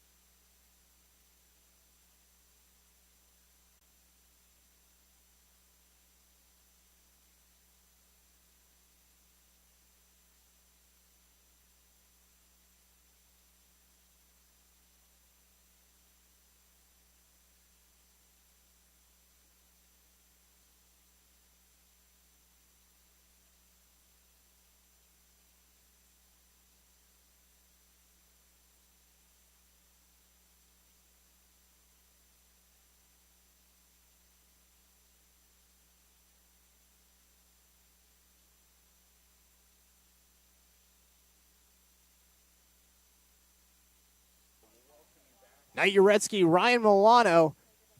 Ryan, this could be the last time I'm sending it back to you. It's yours. The final 3 innings of play-by-play, and unless the Oaks score 3 runs, the final 3 innings of the Oaks season. Greg Melhoff, Caden Suji, JT Naviak to lead off the inning. First pitch runs outside, the count 1-0. Henrik Reinertsen still on the hill for the Healdsburg Prune Packers. The 1-0 Melhoff looks at. It's below the zone. The count 2-0 to Greg Melhoff. So far today, Melhoff has not reached base, at least in this game. Has a fly out and a strikeout against the Prune Packers in his first 2 at-bats. Breaking ball. Catches the zone for a strike. The count is 2-1, to Greg Melhoff. So Henrik Reinertsen, he's trying, as Melhoff skies one to right field. That's going to get down. So he's aboard today. He's digging for second base. In the corner, Burke fields it, throws it in, but not in time as Greg Melhoff is in scoring position. That's going to bring up Caden Suji. So Melhoff a leadoff double, and the Oaks, they need to capitalize when they get runners in scoring position. Yeah, we've talked about it all year. The situational hitting for the Conejo Oaks has just been so poor, especially with runners in scoring position, nobody out. But in a playoff game, in a win-or-go-home game like this, Melhoff getting aboard with a leadoff double, you need to score this run. Suji right now, he needs to either drive him in or at least ground out and try to advance the runner. First pitch of Caden Suji, squares to bunt, puts it down. It's a perfect bunt down the first base line. The second baseman covering the bag. A sacrifice bunt from Suji to advance Melhoff to third with 1 down. And there you go. Like I said, Suji able to bunt, ground out, advance the runner. And now, if you score Melhoff with 1 out in this inning, you can get him on a ground out to the right side we talk about. You talk about a sac fly here. It's a crucial time, and it's a crucial at-bat for JT Naviak to score Melhoff. JT Naviak 2 for 2 on the day with 2 singles, a run scored and a stolen base to his line as well. First pitch, outside part of the plate for a strike, the count 0-1. The Oaks thrive when they're under pressure in must-win situations. They needed to win in the second-to-last game of the regular season against Orange County.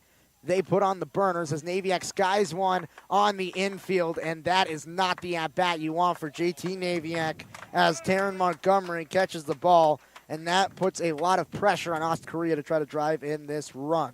And it really does, and we've seen this so many times throughout the season. When you get runners in scoring position for the Oaks, they just fly it up in the infield with 1 out or rather no outs in the inning, and they just can't scratch across any runs. Right here, another example. Naviak, if he flies it out to the out. 1-0. Correa 0 for 3 in this game. And when the Oaks were their back against the wall, they were down 5-1 against Orange County. They ended up having an 8-run inning to salvage their season. Against the Arroyo Seco Saints, they were down 1-0. They ended up scoring in every inning after the third to put themselves in the postseason. As Carrillo gets a base hit, Melhoff is going to score from third, and Austin Carrillo, he gets a hit for the first time in this game, an RBI single. The Oaks cut the lead to 3-5. And that just wasn't very strong contact by Correa. It was just a blooper to left field, but it gets down. They finally get a hit with the runners in scoring position. 5-3 the score, and man, they've come all the way back from 5-0, 3 unanswered, and now this is a big-time moment for Brendan Bobo. You're the tying run at the plate, and you've been driving the ball all playoffs. 2 for 3 in this game, a double, a single with 2 RBIs, and a strikeout sandwiched in between. First pitch, a ball, the count 1-0. And just to cap off the emphasis on how the Oaks have been feisty with their backs against the wall as the 1-0 catches the zone. Just look at the game a few hours ago. The Lincoln Potters, they brought it to extras. They had all the momentum. Grant Smith, a 3-run home run in the 10th inning to stave off elimination, send the Potters home packing. Now they're trying to do the same to the Prune Packers. Swing and a miss, a fastball on the outside part of the plate. Bobo has to protect now with 2 strikes. 1 ball, 2 strikes. Austin Carrillo on first. Brendan Bobo at the plate. Grant Smith on deck. Brendan Bobo, 2 RBIs today. That improves on his team-leading RBI total this season. The 1-2, swinging a mass ball in the dirt. Brendan Bobo strikes out. Henrik Reinertsen, he gets a strikeout. That's his first of the day, but not after the Oaks. They scratch one back on 2 hits. No, one runner left on first base. The Oaks, they're within 2.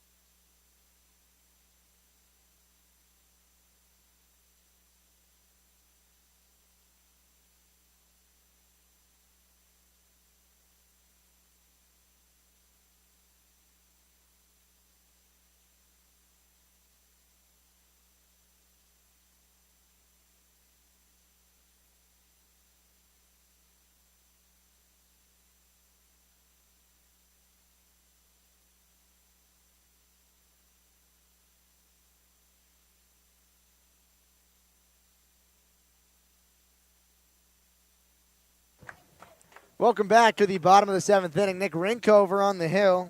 He takes over in relief of Lucian Wexberg. Wexberg, he shut down the Prune Packers for 3 innings after they had a 5-run third. The 4, 5, and 6, all eggs in the Prune Packers line thanks to Wexberg. Rinkover now, first pitch, misses low and away. The count 1-0 to the first batter of the inning for the Prune Packers. Ian Mcmillan, the 9 spot, trying to turn it over to Austin Boast and Ryan Targich. Lines one foul. The count 1-1. Barreled it up, but into the Oaks bullpen. Count 1-1.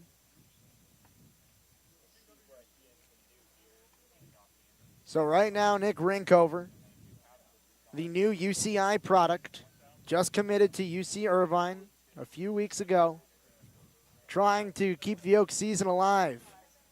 McMillan watches ball 2, missed low and tight. Final stat line for Lucian Wexberg, 3 innings pitched, 11 batters faced. No runs, 2 hits, 2 strikeouts, no walks, and no earned runs. The 2-1, Rinkover misses low and inside. It's 3-1. Rinkover this season, he is a 4.84 ERA. That is heavily inflated due to a June 21st performance against the Orange County Riptide, where he gave up 4 earned runs in 2/3 of an inning. Outside of that, he's only given up 2 earned runs this entire season. The 3-1 fouled sharply into the screen. The count run full at 3-2. And that game against the Orange County Riptide on July 21st, is the game that UCI went and visited. And even though it was his worst performance of the season, they offered him the scholarship on that date. It's true. It's kind of funny because the game prior in Orange County was his best game all season. The 3-2 catches the zone. Strikes out looking Mcmillan. He threw his bat. Thought he had a free trip to first, but a backdoor slider rings him up for the first out of the inning and the first strikeout of Rinkover's day. Well, he was just throwing his bat closer to the dugout where he was headed after that strikeout by Rinkover. It's a free trip back to the bench, and now Austin Bose, he's coming up. But Rinkover, it's a very interesting move to put him in here. He's been a very trusted pitcher all season, but he really does well against left-handed batters, and right now he's going up against a lot of righties. Prune Packers lineup is loaded with righties. The top of the order is another one as Bo skies one to left field. If it's fair, it's going to go, and that one is fair. It's a 6-3 lead. Austin Bose, a solo jack for the Prune Packers to extend their lead to 6-3.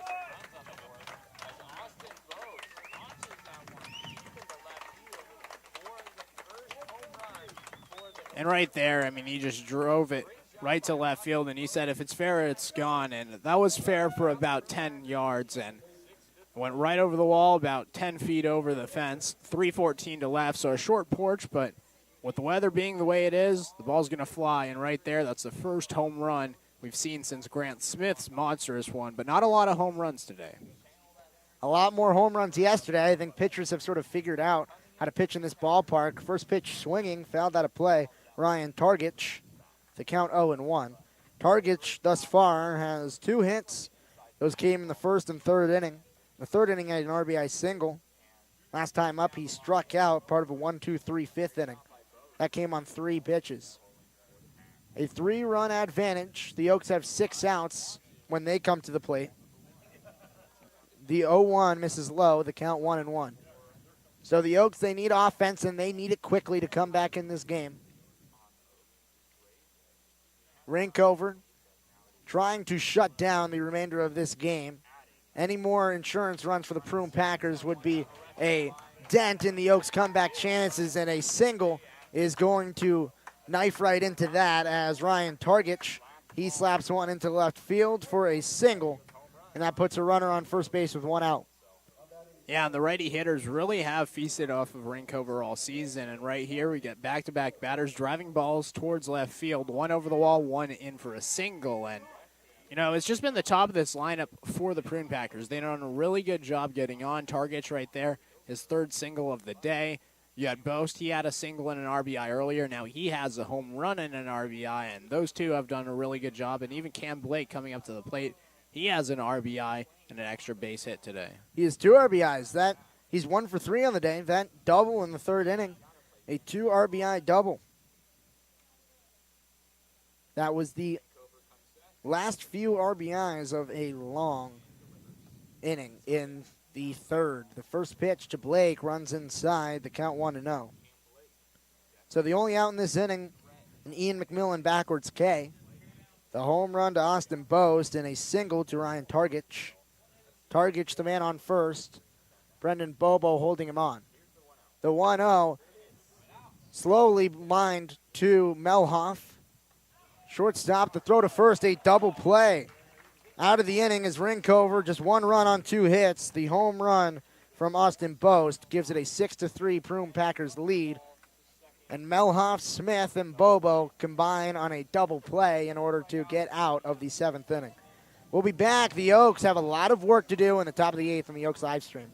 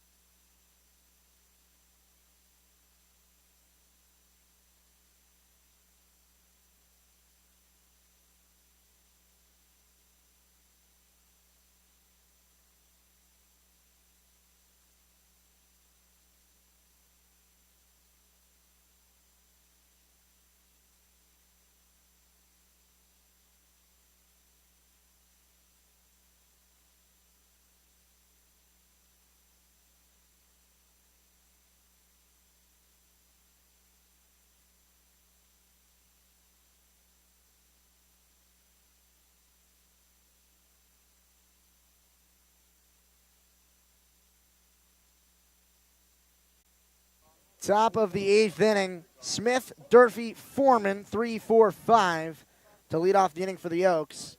Down 3 runs with 6 outs to go. The Oaks need offense, and they need it now. Grant Smith, he's 0 for 3 in this game. Watches a first pitch slider run off the plate. The count 1-0.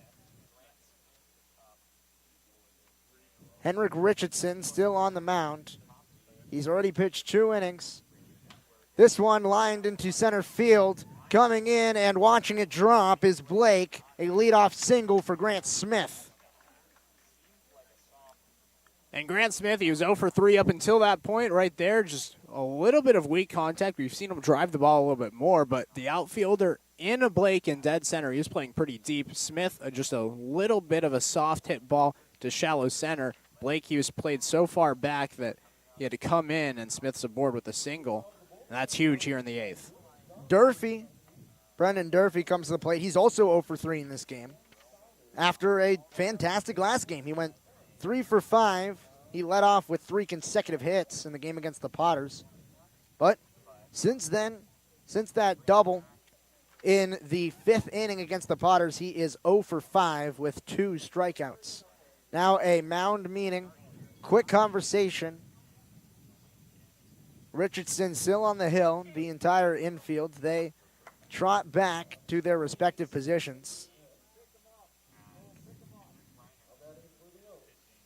Durfee, a left-handed hitter against the right-handed Richardson. Smith at first, held on by Torren Montgomery.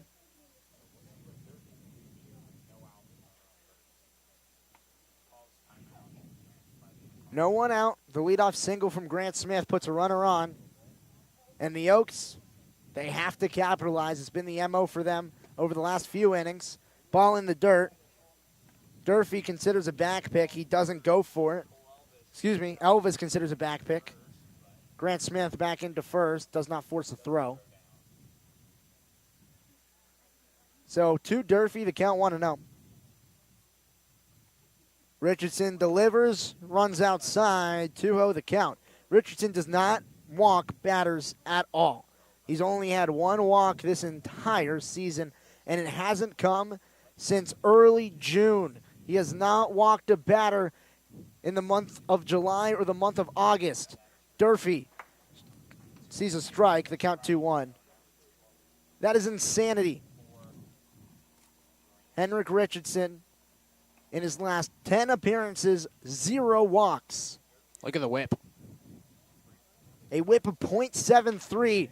Durfee, ground ball, gets past the glove at second base. Smith rounding, trying to go to the corners. The throw in, not in time. Durfee into second. Runners on second and third, and no outs in the inning. The Oaks, they are in business on the doorstep. This inning has a chance to be big. The Oaks, they need to capitalize. The Oaks live stream with the Oaks threatening.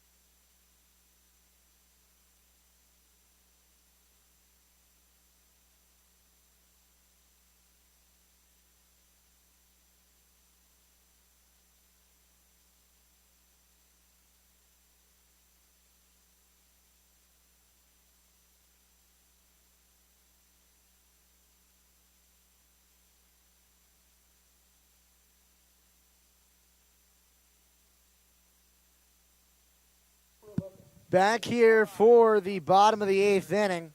We have not gotten word on who the pitcher is. We could not figure it out during the break. TJ Foreman, he is the batter at the plate. 2 runners in scoring position. Swing and a miss. The count 0-1. So Foreman, thus far today, he has a single sandwiched in between 2 ground outs to the shortstop.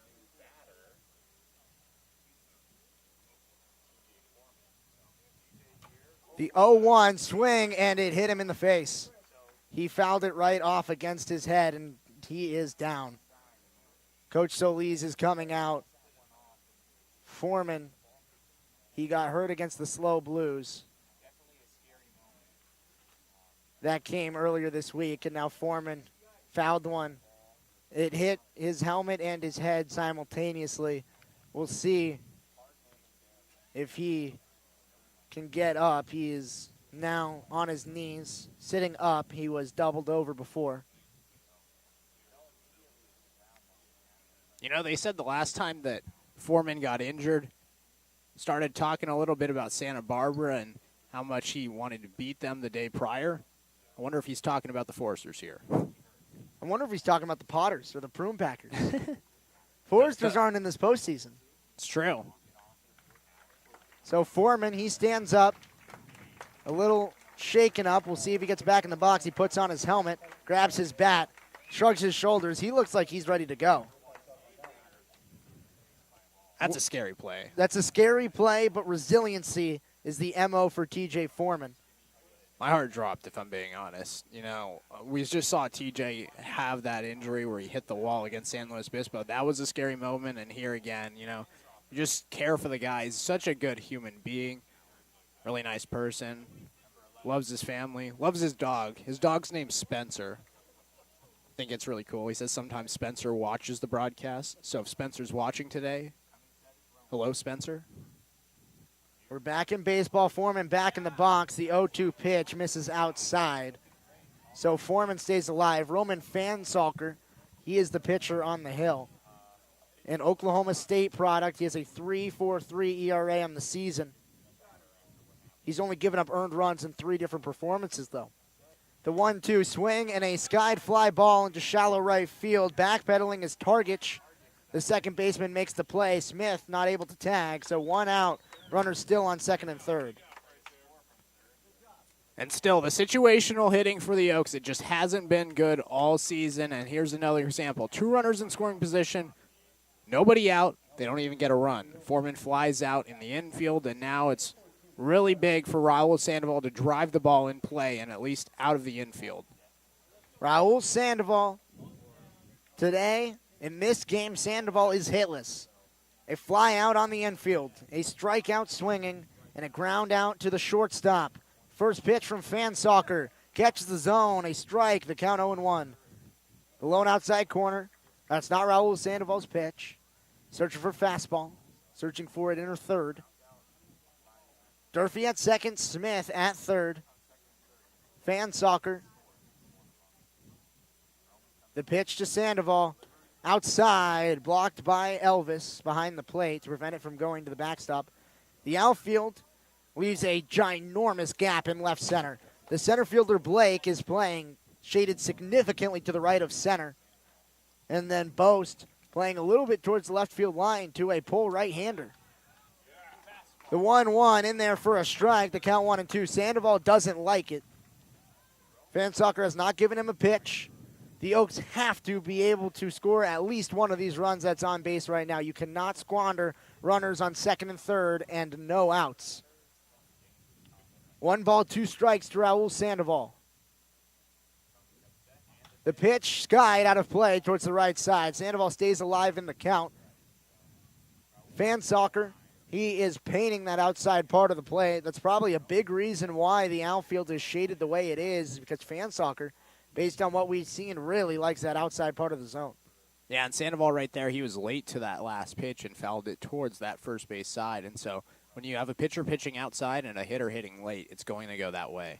1-2, off the hands, into left field. It's going to get down. Smith is going to come in to score, and Sandoval the first. Durfee stays at third. An RBI single for Raul Sandoval, and the Oaks cut the lead to 2. The go-ahead run comes to the plate.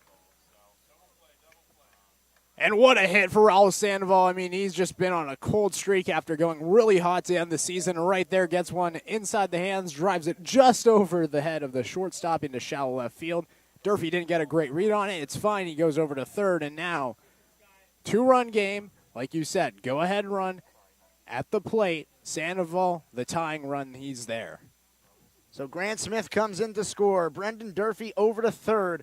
Raul Sandoval, the man at first. Greg Melhoff, he's trying to come up with a huge hit. He had an RBI in game number 1 today that came in the second inning. He had a double to lead off the 7th inning. First pitch to him, skied out of play. The count 0-1. Melhoff ended up coming in to score in that 7th inning after Austin Carrillo drove him in with a single.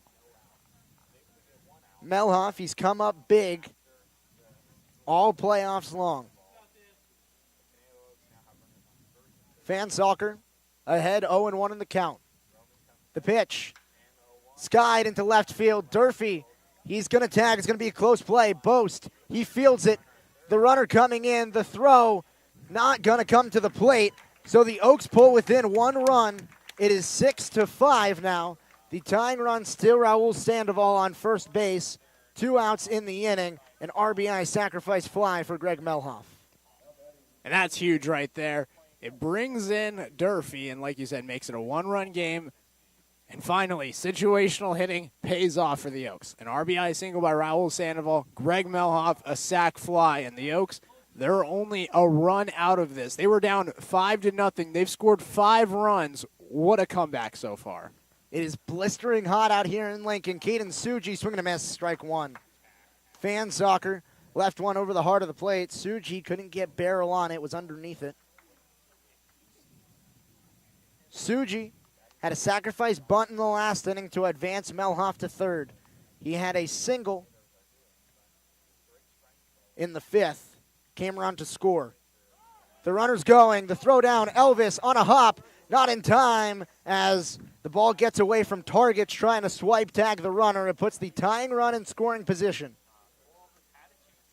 And it does put the tying run in scoring position. Sandoval might have had a chance to go to third, but the ball didn't squeak too far away from the shortstop. It did go to a little bit away, but not enough for Sandoval to get up and head to third. But right now, that pitch was called a strike. So Suji's going to have to battle here with 2 strikes, but a big-time opportunity here to tie the game. 0-2. Caden Suji watches a pitch run outside. It's 1-2.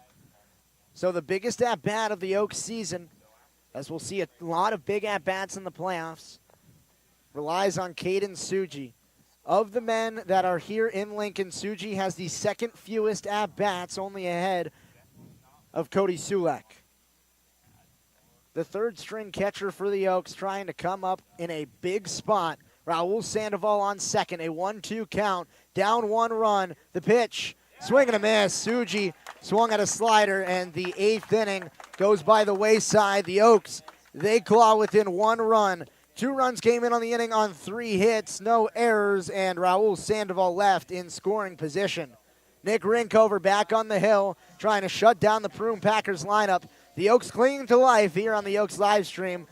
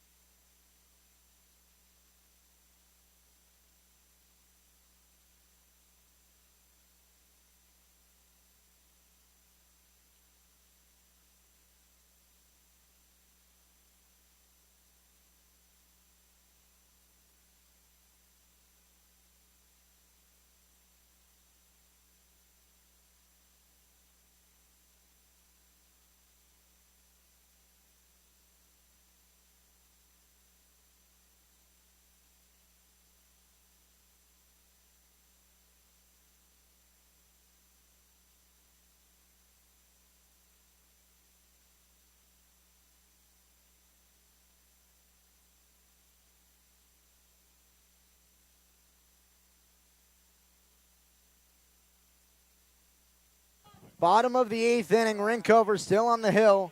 Torrin Montgomery, Blake Burke, Braden Runyon. The 3 due up for the Prune Packers in the bottom of the 8th. The Oaks, they trail by 1 run. The Oaks have 3 outs offensively to work with to try to scratch 1 back. It would be detrimental if they had to get even more.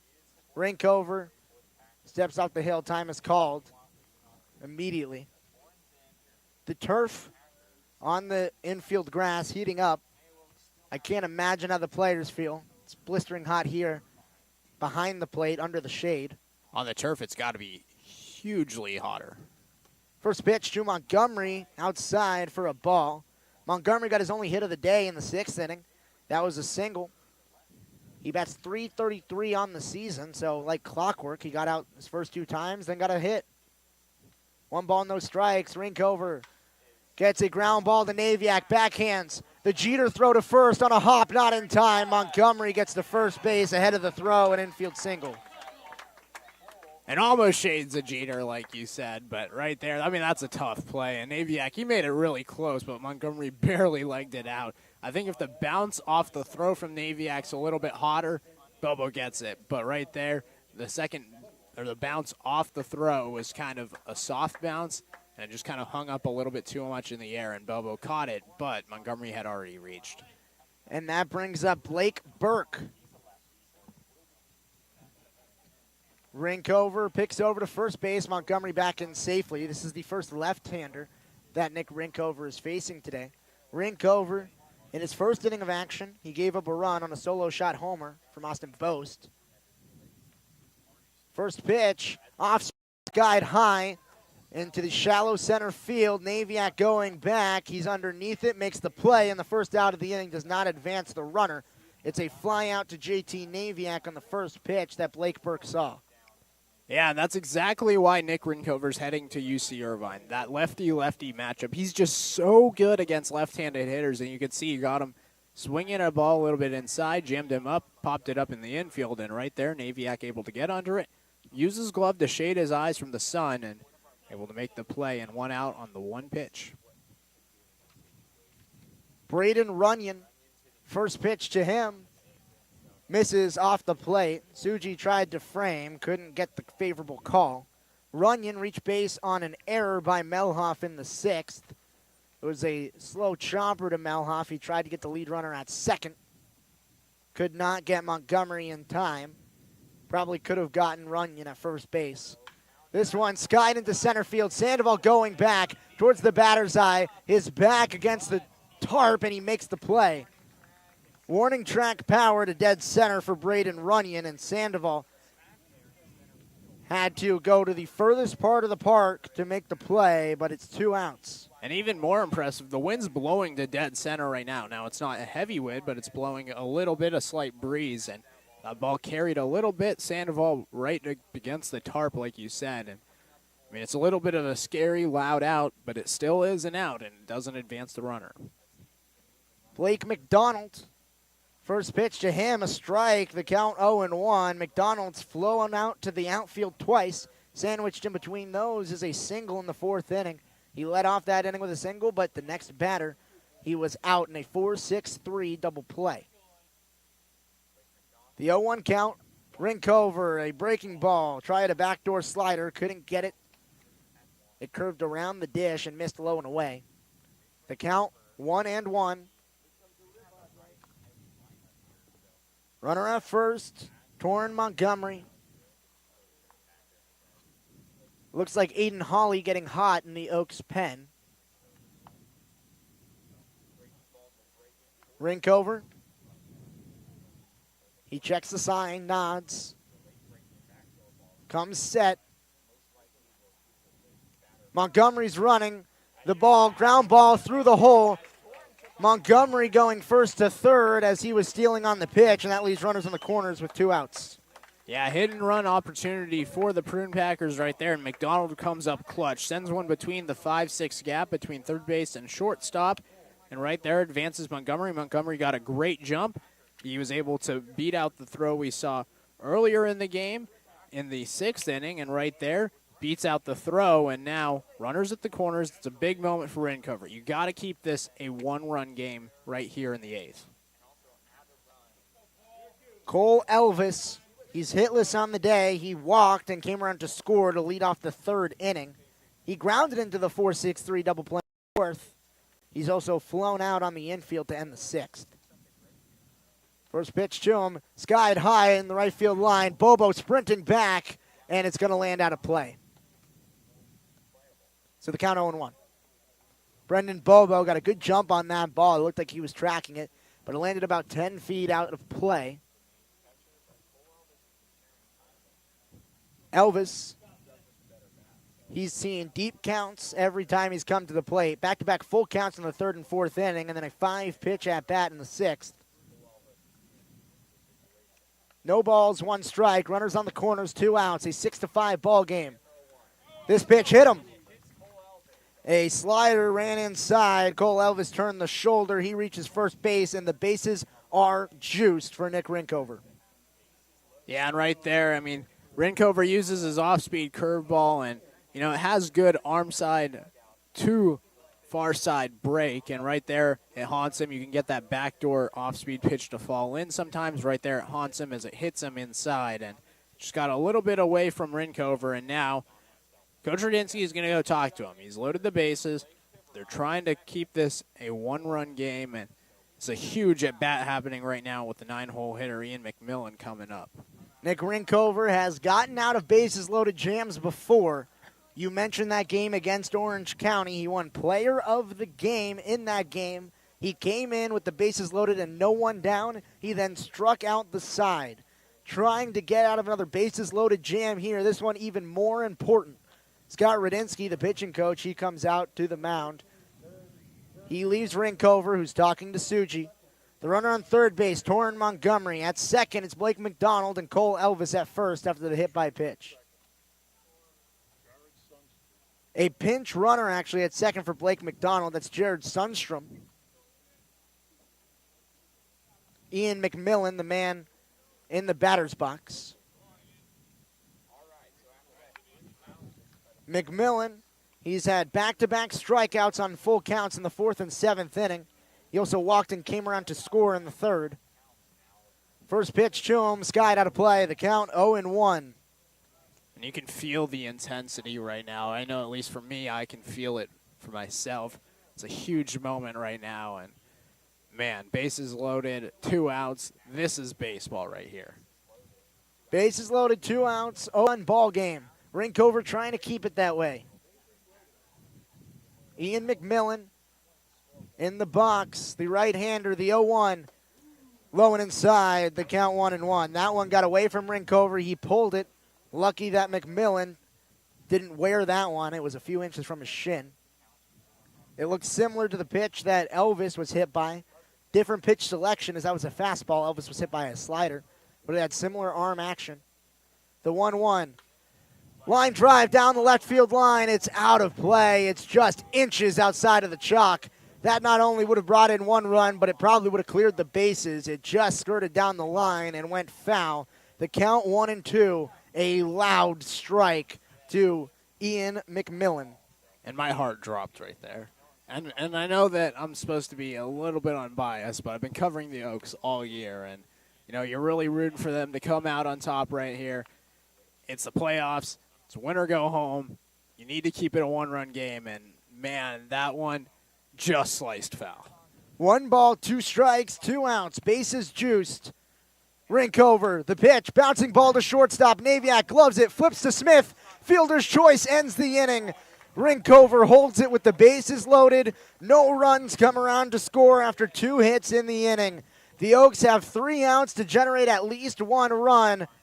The cardiac Conejo Oaks coming up to the plate in the top of the 9th inning when we come back on the Oaks live stream.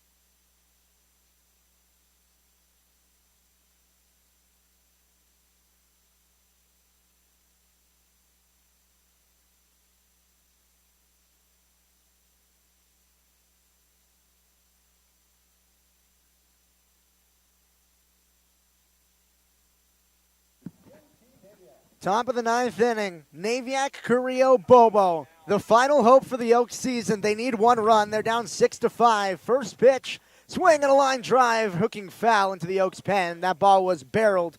Naviac too far out in front of the pitch from Roman Fansoccer, who's out for his second inning of work. And this is going to be Fansoccer's inning. Nobody's warming up for the Prune Packers right now. The Oaks, they got to deal with him. The 0-1 pitch. Naviac looks at it inside and low. The count 1-1. JT Naviac in this game, he's 2 for 3. He has a single in the third, a single in the fifth, came around to score after that single as well. He also flew out on the infield. This one, line drive to left field, going back at the wall. It's gone! JT Naviac ties the game at 6 apiece. The Oaks, they stay alive. The Cardiac Conejo Oaks are still in it. This game is all square. Oh my gosh! Wow! The Conejo comeback from 5 down. The Oaks, they come back. JT Naviac, his second home run on a field this side, and it's gone. A home run to tie it. What a moment. What a game. So the Oaks, they're now tied up. After the third inning, they were down 5-0. They clawed it back to 3-5. Austin Carrillo first pitch a ball. Then Rinkover gave up a solo shot, made it 6-3. 2 runs in the eighth made it 6-5. And then that home run from JT Naviac, the first of the game for the Oaks, tie it up at 6 apiece. Austin Carrillo watches a second pitch ball. It's 2-0.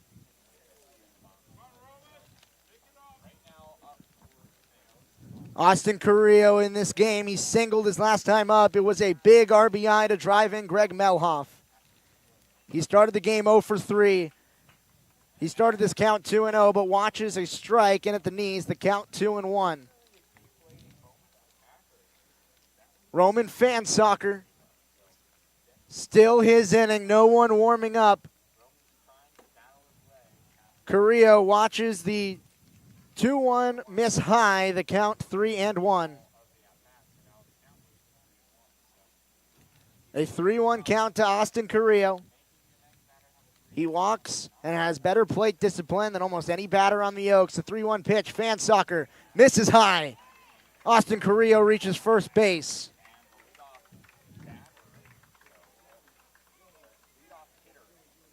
Carrillo, he gets to first. Brendan Bobo comes to the plate. A mound meeting. We'll see if Fansoccer is going to stay in. No one warming up in the pen for the Prune Packers, and it looks like someone's about to start. And Hunter Call just came in and pinch ran now for Austin Carrillo. Call the pinch runner for Carrillo at first. We'll see if Hunter Call tries to swipe a bag. Brendan Bobo, the team leader in RBI, he had 2 already in this game. A single in the fifth drove in Caden Suji and JT Naviac. He doubled in the first. He had 2 home runs in the first game of the playoffs.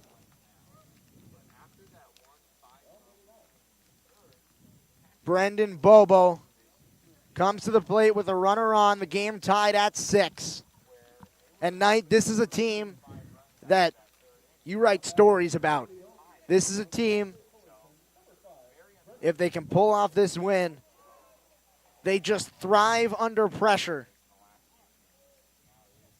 They've had their backs against the wall for the better half of the last week. Brendan Bobo, first pitch ball. Runs outside, the count 1-0. Absolutely, and you know, the Oaks, they didn't have the best odds to make the playoffs. They lost a couple late games, losing on walk-offs to the Barons and the Foresters. They snuck into the playoffs, won a game here today, and now 1-0, runs outside, the count 2-0. Fansoccer, a 5-pitch walk to Carrillo. Now down 2-0 to Brendan Bobo. 2 balls, no strikes, call at first.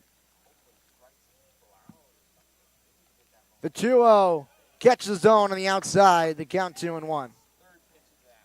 Not Bobo's pitch. Bobo wants a pitch he can turn on, wants a pitch that he can pull to the right field side. He did hit 2 home runs to the left field side earlier yesterday. Grant Smith on deck, Brendan Durfee in the hole. The 2-1, Bobo skied high in shallow right field. Underneath it is Targich.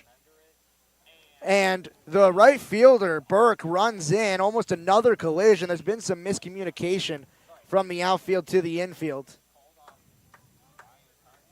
It's an out anyways. Burke, he makes the play.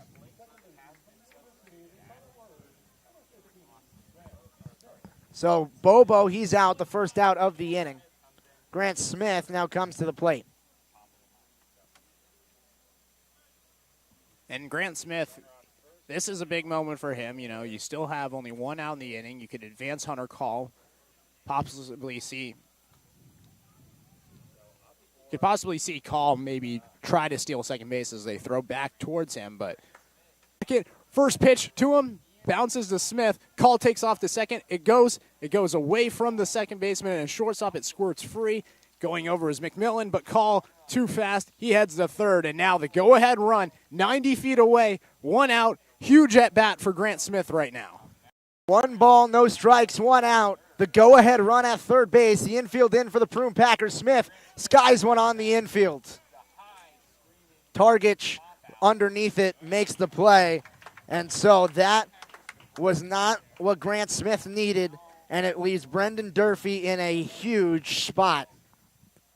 2 outs in the inning. Brendan Durfee coming to the plate.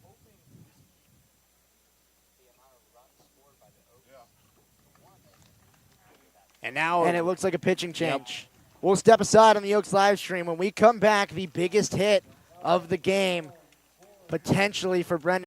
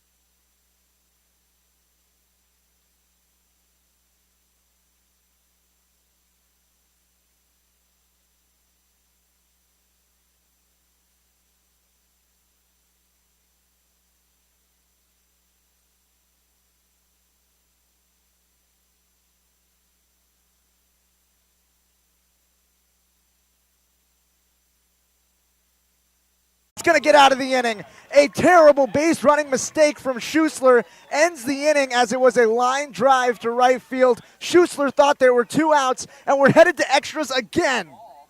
We'll see you in extra innings. The Oaks, they fight, they claw, they stay alive on the Oaks live stream.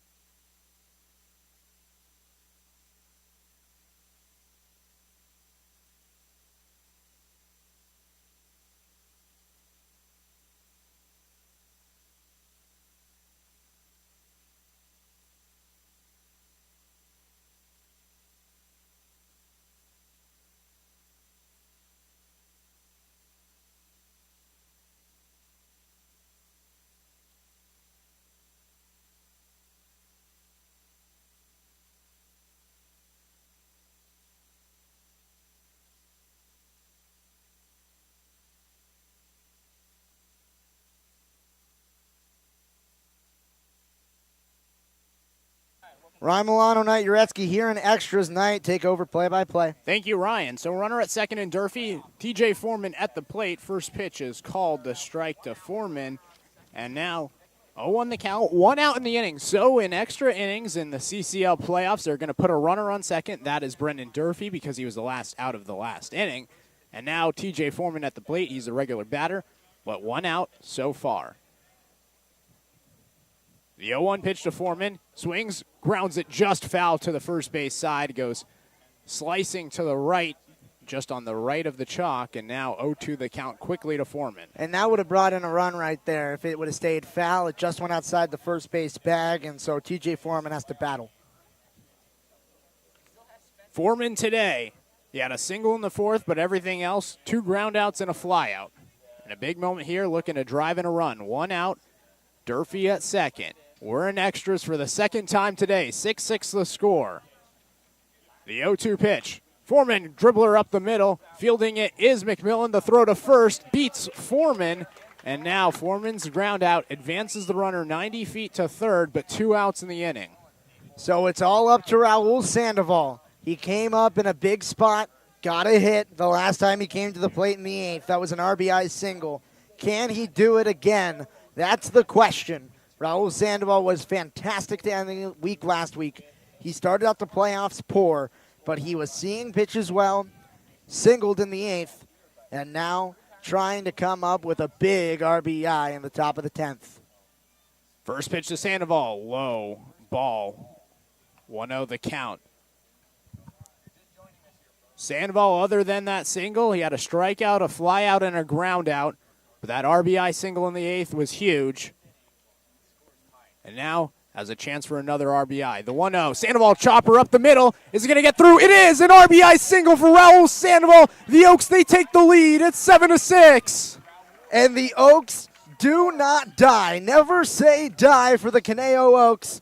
Brendan Durfee comes in to score. Raul Sandoval with another huge hit to give the Oaks a 7-6 lead. They battle back from down 5-0 in the final 6 innings, or in the final 5 innings.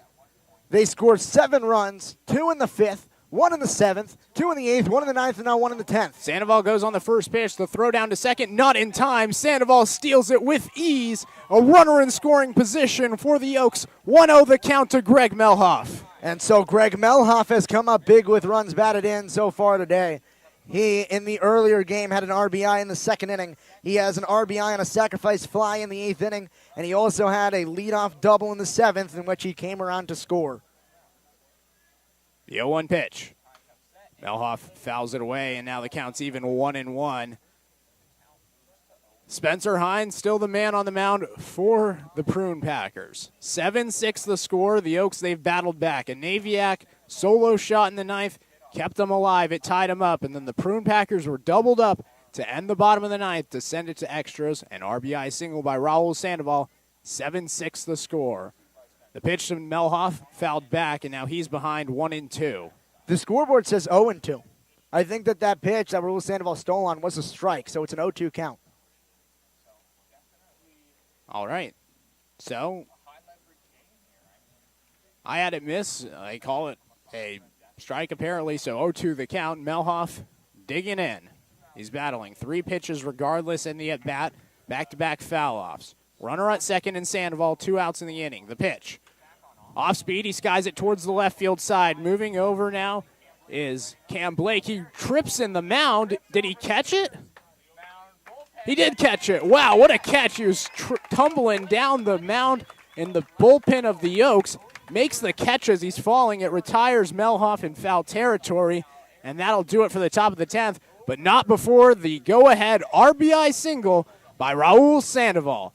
We head to the bottom of the 10th. The Oaks, they're leading 7-6 the score. You are listening on the Conejo Oaks live stream on YouTube.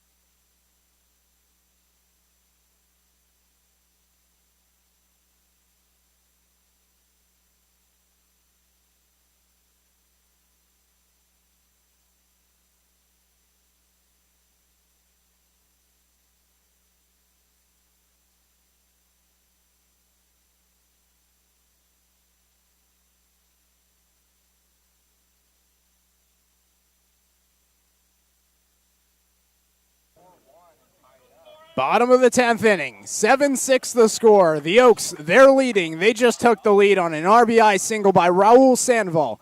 Knight Uretsky, Ryan Milano with you here in the bottom of the 10th inning. Runner on second, one out because of the CCL playoff rules.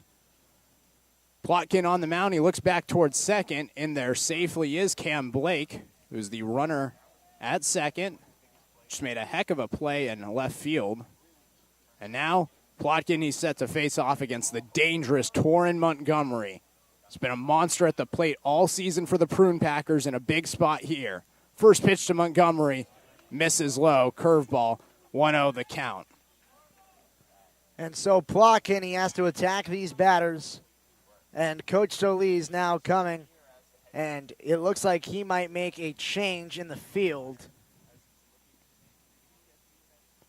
I think it might be a new catcher, but he's talking right now.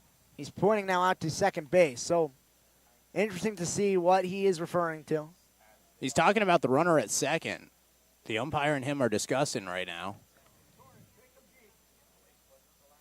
Cam Blake was the last out of the 9th inning. So he is the runner who's supposed to be on second base.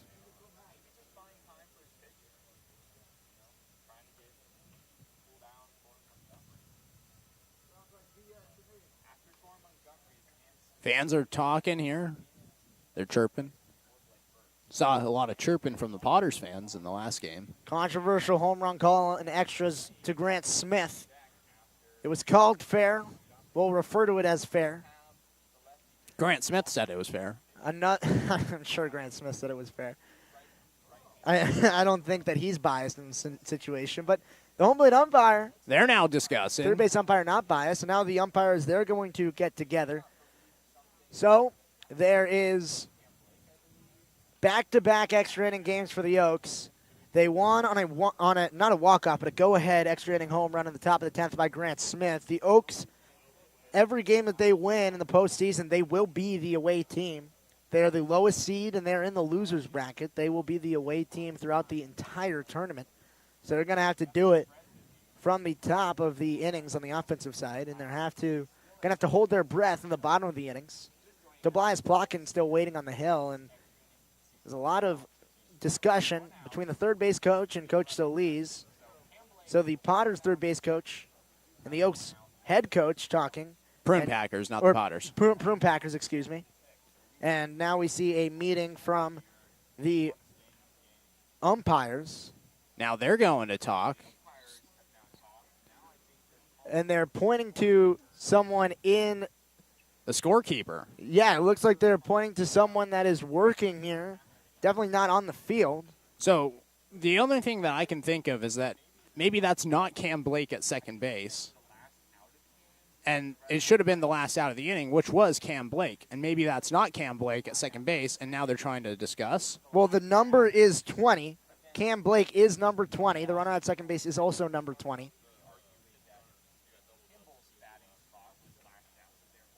Oh. So now they're talking about, is it Ryan Targich, because Targich was the last out of the inning because he got doubled up on the play. Targich wasn't the last out of the inning. It was the pinch runner for him. It was the pinch runner. It was Schuessler. Schuessler pinch ran in the inning. He was the one on second base. So Cam Blake was the last person who came to the plate.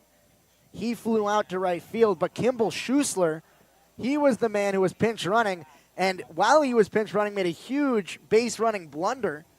With one out in the inning, looks like he thought there were two, and he was running on the pitch. He got doubled off of second base on a fly out to right field. And now this is a long stoppage, but, man, Plotkin, he's waiting a while. A lot of time to unwind from what has been a crazy, crazy, crazy day.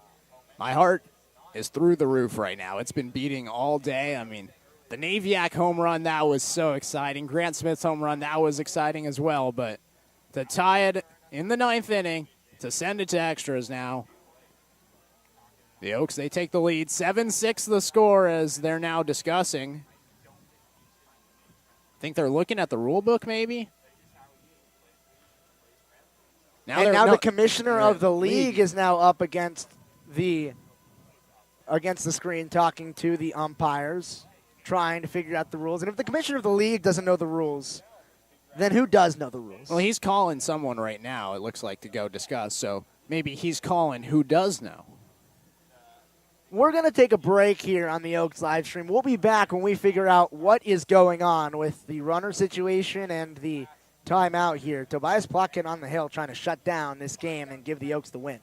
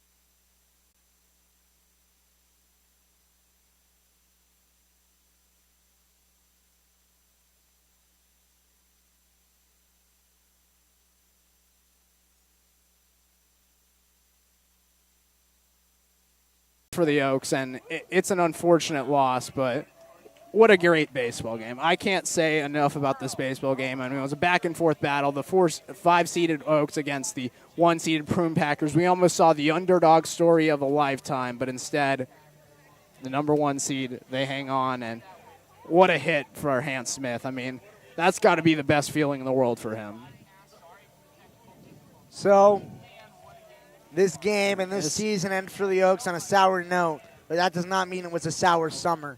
Absolutely. It not. was a fantastic summer for me. It was a fantastic summer for you, Knight. I'm glad I got to spend it with you. I'm glad I got to spend it with this team. It was incredible calling games this summer, calling games this season, getting to know all of these players, getting to get closer with you, Knight. And I wouldn't have traded it for anything that I would have done this summer. So thank you to all the Oaks fans that are watching. Thank you to all the Oaks fans who stuck with us this season. But unfortunately, the Oaks, the 2021 season will not end in a title chase. Yeah, and honestly, this has been the best summer of my life, calling baseball all summer. And, being a part of the Oaks organization, it was a great year. And, the Oaks, they're just going to fall short, 15-18 overall in CCL play, 21-19 overall. So still a 500, over 500 on the year. But the title run falls just short. The comeback of the century cannot be complete, and the Oaks, they just lost. And I still think it was a great summer. This team battled in so many situations. They shouldn't have been here, and they showed that they could play with anybody. And, they just went hand in hand with the number 1 seed. It's been a great summer, and a lot of these players, they developed in great ways. And it's a sour end, but overall, I think it's been the best summer of my life. It's been an honor working with you, and it's been an honor sharing with the Oaks fans all the great stories and everything about these players and showing that these players are more than just athletes. And it's been my pleasure, and Ryan, I hope you had a good summer as well. I absolutely did. From Ryan Milano and Knight Uretsky for the final time, thank you for watching Oaks baseball. We'll be back in the 2022 season with a whole new team. Thank you for the final time.